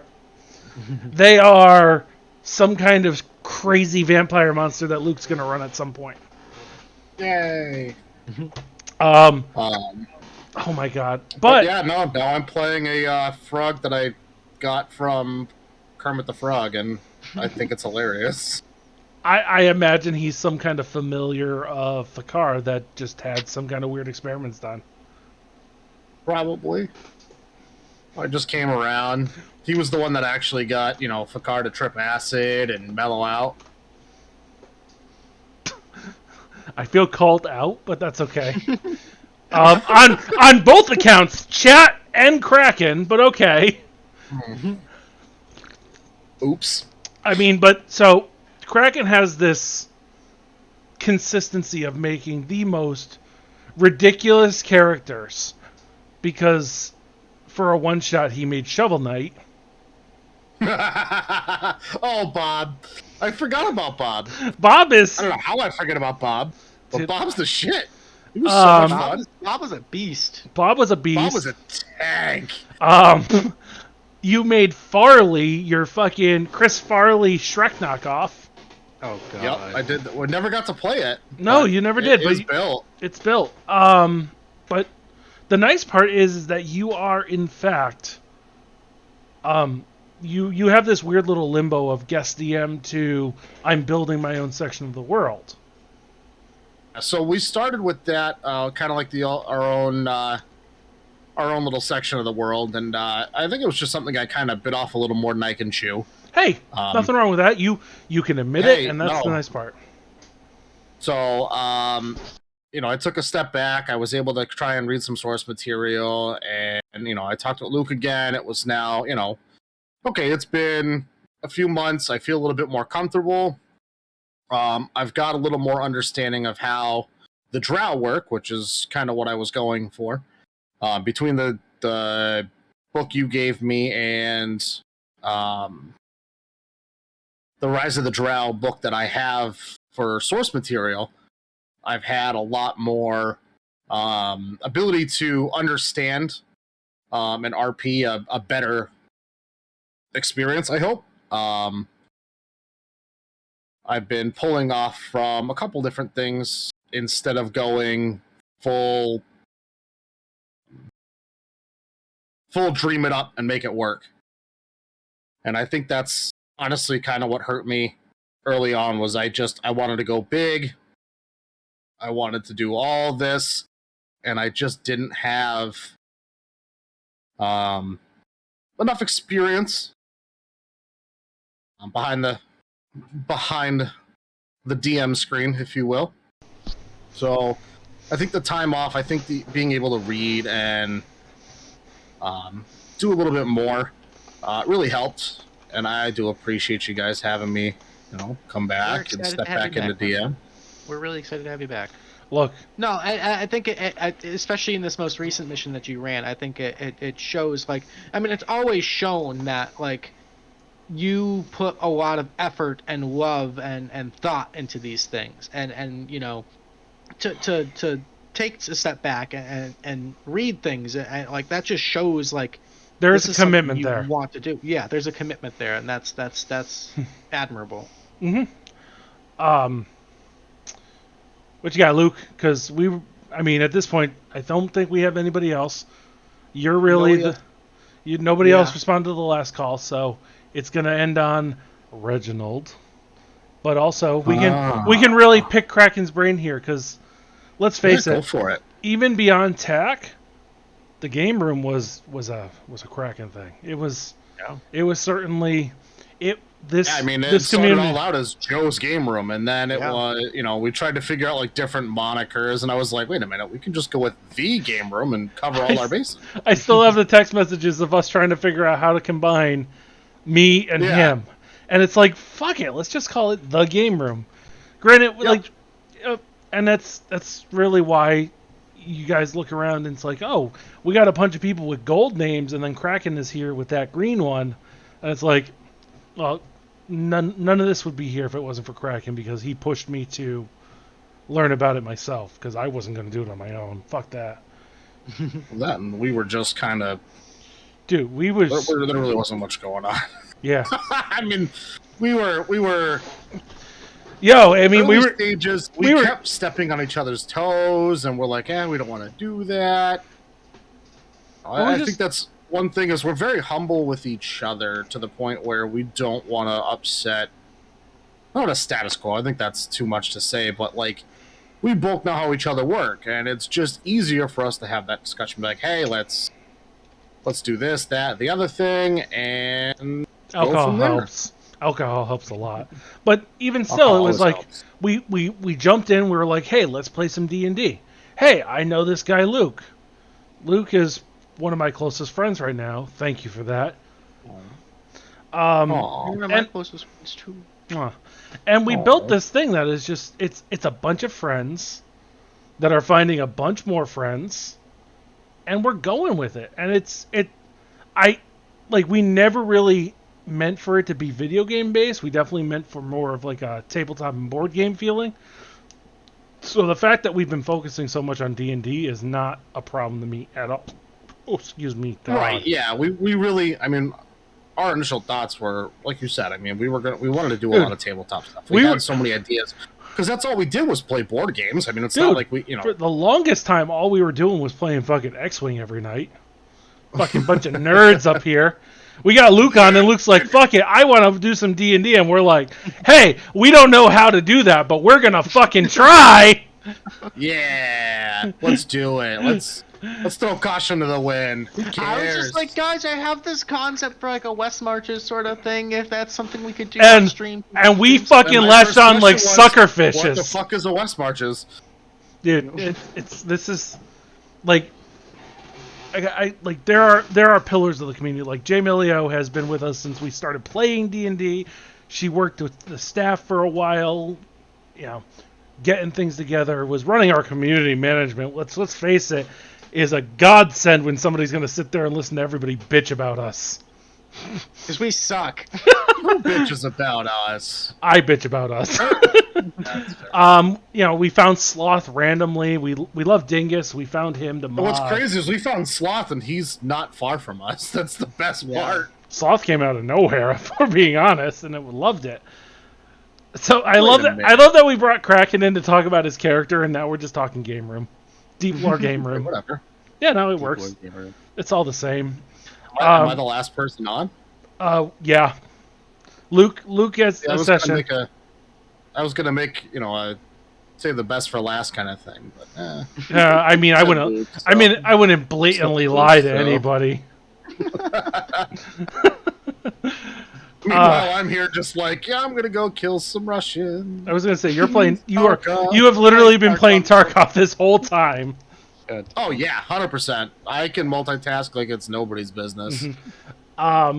So why the fuck is there a shower in the bedroom? Huh. Anywho, it's the first time I noticed that. So what plot as any character were you most interested in?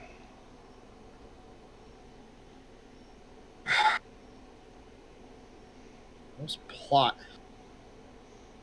I don't know. It's kind of tough to snuff that one out. I don't think there was any.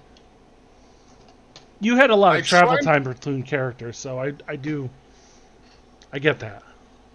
Yeah, so it's weird because like I want to give an answer, but the truth is, I mean, there are days, I mean, you're the DM, I'm a goddamn scatterbrain, so what? Yeah, I don't know what you're talking about.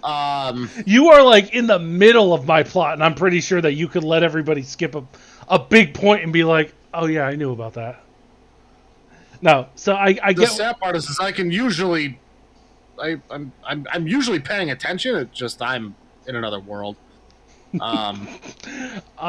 So Yeah, no, I get that. You kind of you have this D&D mentality where you show up, you get the too long didn't read, and you know what you have to do. But I guess part of my mentality about everything is just like I don't want to be the reason someone else isn't having fun. So I would rather take a back seat, and I mean, I know what my characters want to do. I know the questions they're going to ask, and I have no problem getting to that point and asking. But at the same time, I want to make sure that everyone else is there having fun, having their character development. Where am I extracting from?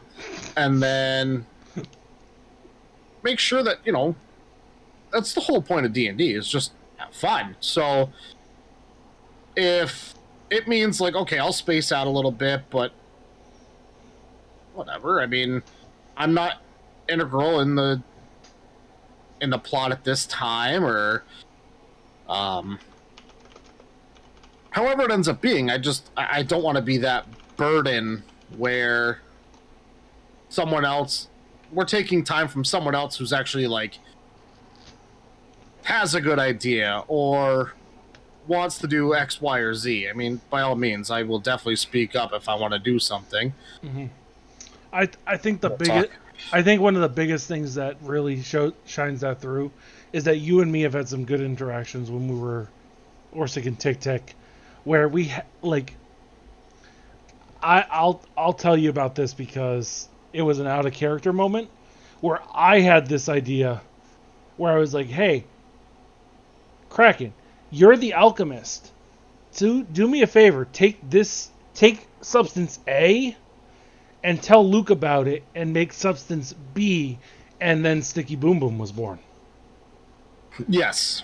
Yep, Sticky Boom Boom was born. And I think we all just realized it was pretty much a gold digging job for Tic Tac. I mean, he died absolutely fucking loaded. It turns out I'm pretty sure he had more gold than everybody else combined when he died. I had 6,000 when I died, so I maybe not. So anyway, but the point being is that you're a really good person to extrapolate stupid ideas off of and make them work. Stupid ideas. I just love chaos. I mean, anybody who's been around TGR knows that I am straight up an agent of chaos. Yep. I am gonna. I even have a placard that says Chaos Coordinator. Mm-hmm. Yeah. I'm gonna give Luke a little bit of time to talk because I got to get to interviewing him. Oh boy. So Luke, what you got? What you got for Mr. Kraken? No, I think we've covered a lot of ground here. Fuck you, guy. No, I'm just really excited to have you back behind the DM screen and getting involved in everything. It's good to have you around, man. Mm-hmm. Appreciate that. All right, I'm gonna kick you out so you can play more Tarkov, and I'm gonna interview this fucker. Okay. Bye. Toodles. Oh my God, we are down to the one. So, boy, Luke the DM, yes. Reginald Tealeaf, the first Esquire.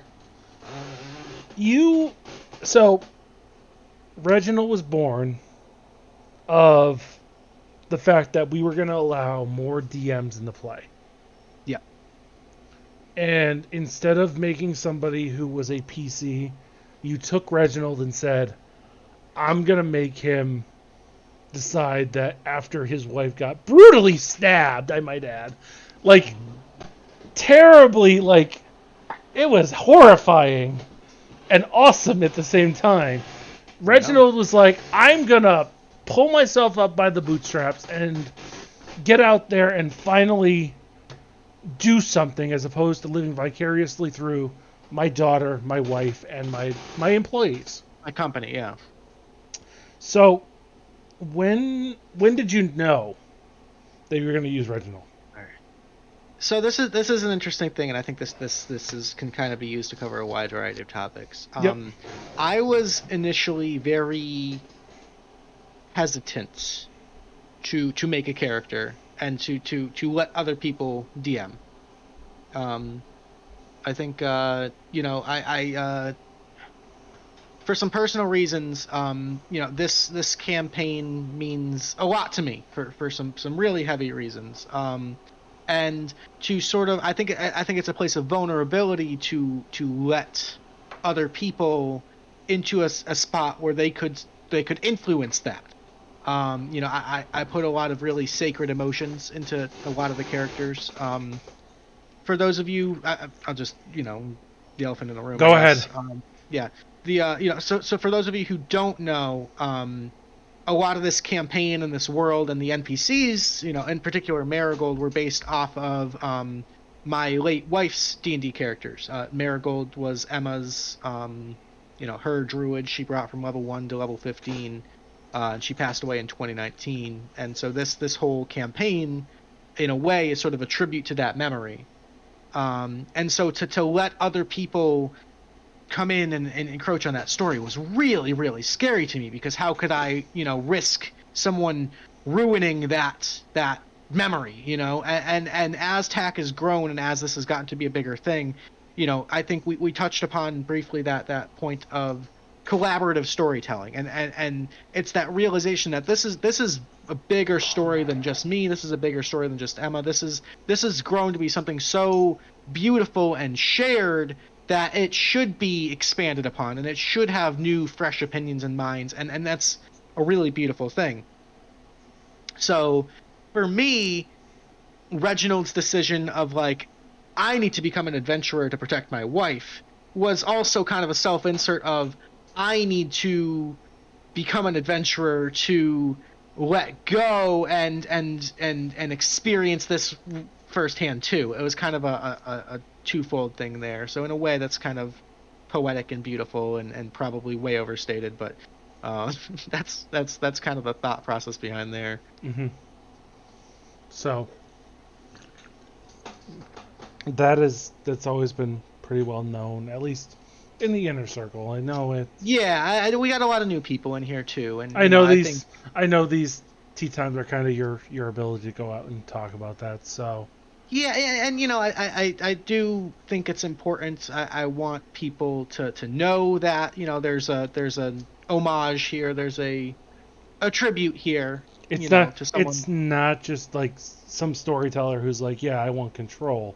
There was a lot of growth to sit there and say, hey, I want to be able to.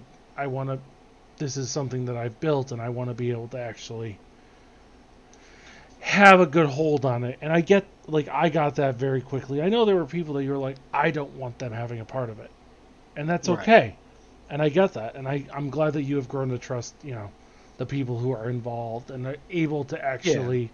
And now we're having guest DMs, that's such a beautiful, fun, exciting thing. Mm-hmm. Everyone can kind of have their own piece of this and influence it and shape it.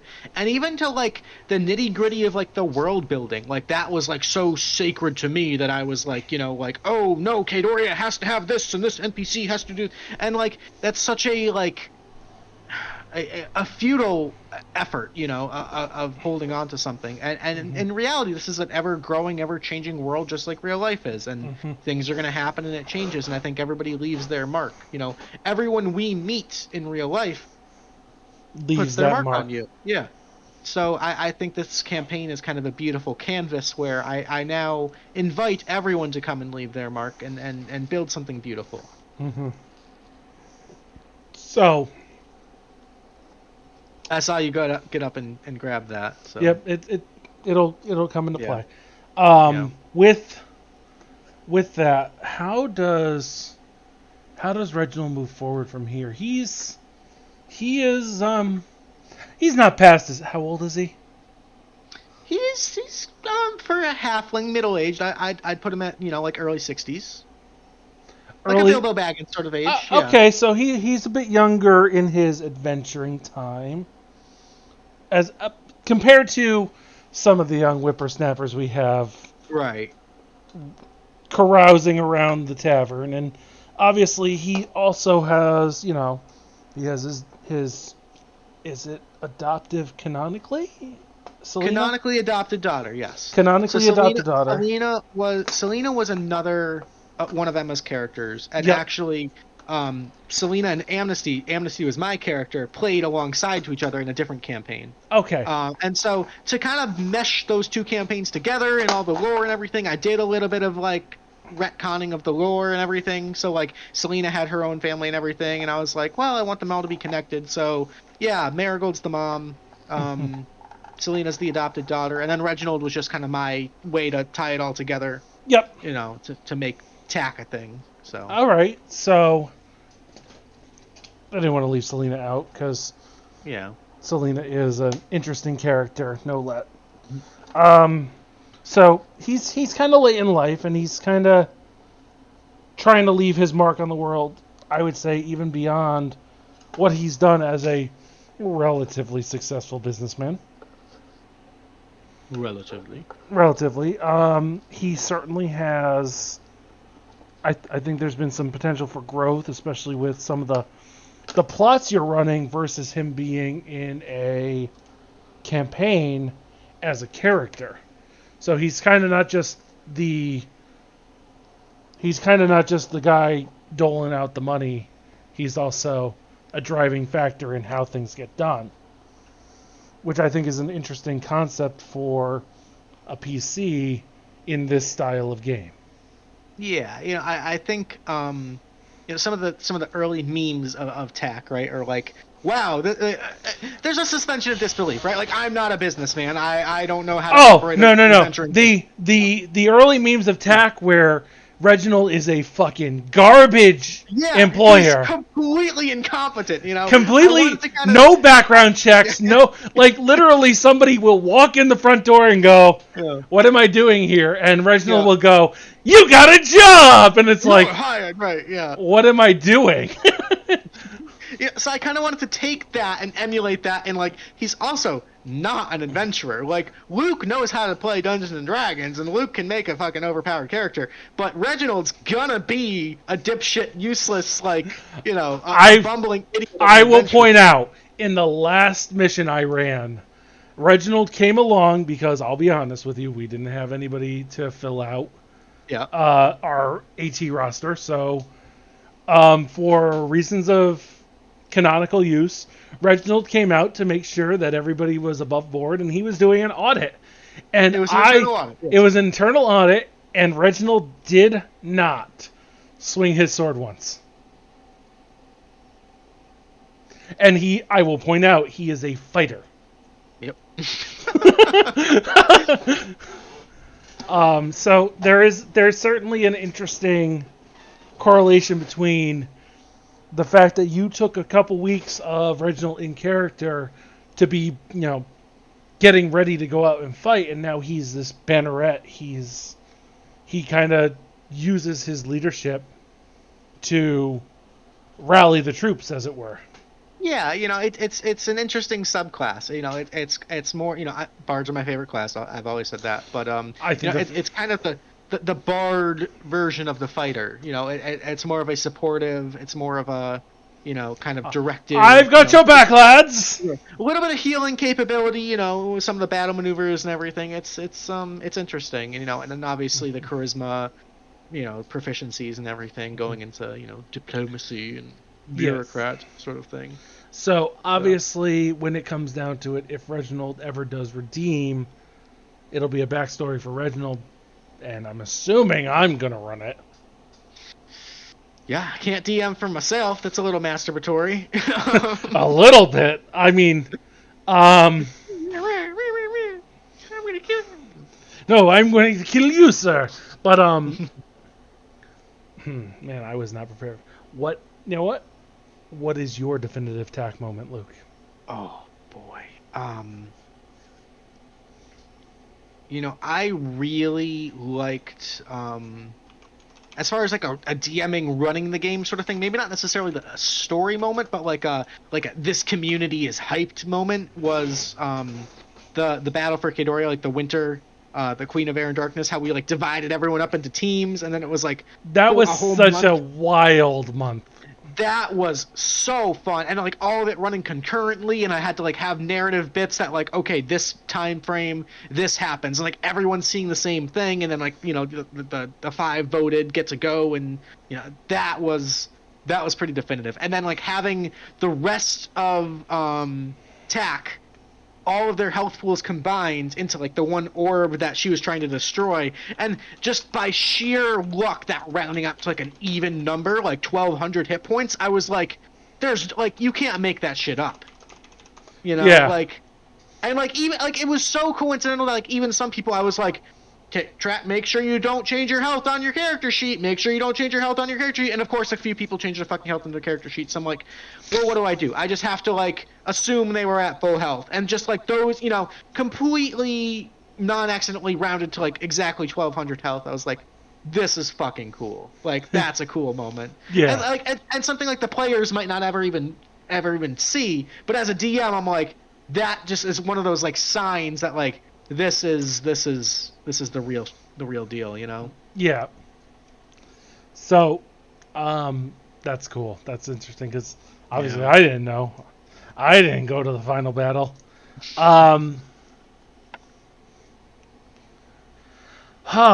Definitive tech moment. Yeah. What? So Reginald is straight fighter, right? Straight fighter, almost Straight- level 5. Almost level 5. Almost going to be adventuring tier.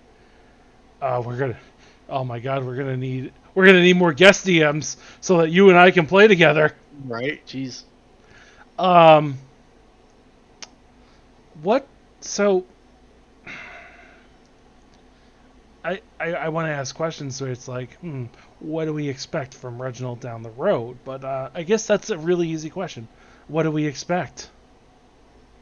You know, it's interesting. You know, I think there's always going to be that kind of aloof, just bureaucratic, you know, kind of nonsensical doofus. Look, he's a bureaucrat first and an adventurer second. Right, but I think, you know, I think the whole voyage, the whole arc, the whole character development is, you know, he's been living vicariously, getting all these, you know, his entire adult life, he's had all these stories from being married to Marigold and like all these, you know, heroic adventures that she's gone on, and even his kids going on all these adventures and like bringing back all these stories, and he doesn't have those stories of his own. He's just a businessman. He you know, sold wine, you know. He's literally he's going to be Bilbo. He's literally going on an adventure. Right. That's definitely, and you know, going back to like even the halfling thing too. Like that's the there's something magical to me about halflings. Like Emma only ever played halflings, so now I only ever play halflings. But that like that simplicity and that ritualistic, that nature and that superstition, and then taking that like sense of peace but pushing it into adventure is a common theme across all of my, you know, obviously inspired by Tolkien, but I think that's a really cool trope. I mean, when you play halflings, I feel like there is one definitive source, and it is Tolkien. Yeah. I mean, Harper is incredibly based off of Bilbo Baggins. Yeah. And other works of halflings that are based off of Tolkien. Yeah. Man, I don't. I'm trying to. I was trying to round up a sloth for one more character interview, but I don't think we're gonna get a sloth. However, he's saying Reginald and Harper in space, so who fucking knows? Cool. Oh my God, the Astro. I just want to say I'm super hyped for Vampires Curve Spawn. That's my personal favorite plotline. I put a lot of thought into it, so I'm excited to get that up and rolling. And yeah. Like, actually, like I've had these like cinematic boss fights in my mind for so long, and it's like now like we have the weapon, we can get this rolling. We have the weapon, we have the technology, and there's so much other stuff on the horizon. Like, yeah, we got a backstory that's being planned that is going to be, that I would say is going to be, that if it works out the way it is going to be so definitive and so just, it's going to be as definitive as all these other moments that people have talked about. You know, we talked about the Awakening being definitive. We talked about the Bloodfist's wedding being definitive. But there's just so much that is just going to change, and we're really, like, I don't know if I can't speak for Luke. I'm assuming you're really excited, but I'm excited to see where the next year takes us, and I am so ready for that year. Oh yeah. You know, and I'm so excited to see what people as, you know, guest DMs bring to the table, and There's just so and even many players, options. even just the story, the way the players shape the story. This isn't possible just with the two of us. This isn't just a God book no. we're writing. It's collaborative, and every single person in the game room, every single person in TAC, Contributes a moment. Like I would say a right. moment, but they contribute a message, and they, go to players list. Willow has the message of you might lose who you are, but you come back and you bring who you are back to the forefront when you can. You gonna go down through everybody? I'm picking out some of my big ones. Okay. Because I'm definitely totally not looking at priority standing list. Even like Brenna from meek backgrounds grows this triumphant creature, and you've got. I love Clang. I love Clang. Clang. Even Forge, who is a conglomeration of metal and parts, is making his own story. I was gonna say forging his own story, but I refuse. um, I'd love to see where Lethiath and Q go from here, and this whole I can't expunge on everybody because we don't. It is currently 10 p.m. It's 10 p.m. It's getting late. and I But- cannot expunge on everybody because there are people that we don't see it. Like we see Pity with Tyra. Like Tyra is this cute little angry creature, and it's just so much. Oh my god, you guys are all killing. And we got to see Yarrow recently. Not Nami That was was able to so come good, play. yeah. We may see the return of Niran at some point. Like these things. Like it is a game unlike any other that I've played in, and I am so excited to see where it brings us next. Luke, can I get your closing thought? Jerry. Sure. I just want to, again, just, reiterate that this is something special to me personally on a very deep level, and to this community as a group of, goofy nerds that love each other. I really want to just say thank you to everybody for being a part of this. However big, however small, however frequent or infrequent, or if you take breaks and come back, none of that matters. It's the fact that you've been here at all and choose to be here is awesome, and we can't thank you enough. And I just want to, like you said, cheers to the next year of creating even more badass, awesome stories. And who knows what particular week will just be the one that we talk about for years to come. That's kind of the beauty of D&D, is always going back and sharing those stories. Everybody has D&D stories, and it's we're actively making them every week. It's an awesome thing. No, we can't get a poll for best costume. I'm sorry, guys. No, you know what? There were only 2 costumes, and one of them we did not get to see because Casey was sick. True. So, I will say for the effort, Wolf. Wolf and Casey. Casey sent me a picture, so Oh, you guys can nice. both take the Tealeaf point if you're here. By all means, you get a bonus Tealeaf point because you dressed up. There you go. And I dressed up too, but I'm not going to give myself a bonus Tealeaf point. I give you a bonus tea leaf point. Thank you. Now I have to. I don't know if that's actually a thing I can do, but so Fuck it.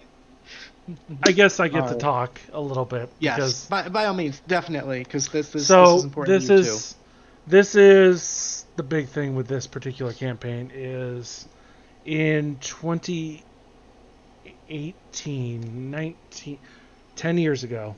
I'm not going to try and do memory at this point. My cousin John, who passed away in 2019, and he was the one who introduced me to D&D. And the big thing is that, however, this was 3.5, and holy cow, it was 3.5, and it was a fucking mess. And I understood like half of it at 15 when he showed it to me, and I got to learn it, and I got to really get involved. And he is the reason I love teaching this game to new people. It's the reason I love the fact that 5th edition D&D is so easy to teach to a new player, to be like, hey, this is what we have. And that it is a way to form these bonds that are really important. So, for those of you that don't know, his DM dice set is in my game room above the door all the time, and the D20 is always on 20, so he always crits. So it's something that means a lot to me because of what we do in this collaborative storytelling, this creation of what we all have and we've all brought together because we all bring different experiences. Good Lord, this is gonna be the night. Okay. We gotta raid out to somebody because I'm not gonna get caught on camera. I'm sorry, guys. I love you all, but Yep. All right, baby. We said Colbert's. You want to do Colbert's? Is he on? He's still on, baby. Guys, let's raid out to Colbert's. Give him the love. Let him know that definitely Dungeon we see Daddy. him. We said up. And he does play D&D, so let's get him in. Let's get him go. All right, guys, let's start that raid. We're all gonna convince Kubears to play. Just spam it. Spam it in this fucking chat. Play D&D. Play tech. When you playing D&D with us? When you playing? Ready? I'm gonna do one of those like weird raid messages. Oh boy. We've never done this before in TAC. But we're gonna do it tonight. All right. I want everybody to copy that message and then paste it in his chat when we raid. Just spam it. All right, everybody. Take care. Have a good night, everybody. Thanks for playing, as always. And we will see you sometime next week, maybe Thursday, maybe sooner. Bye. Have a good night, everybody.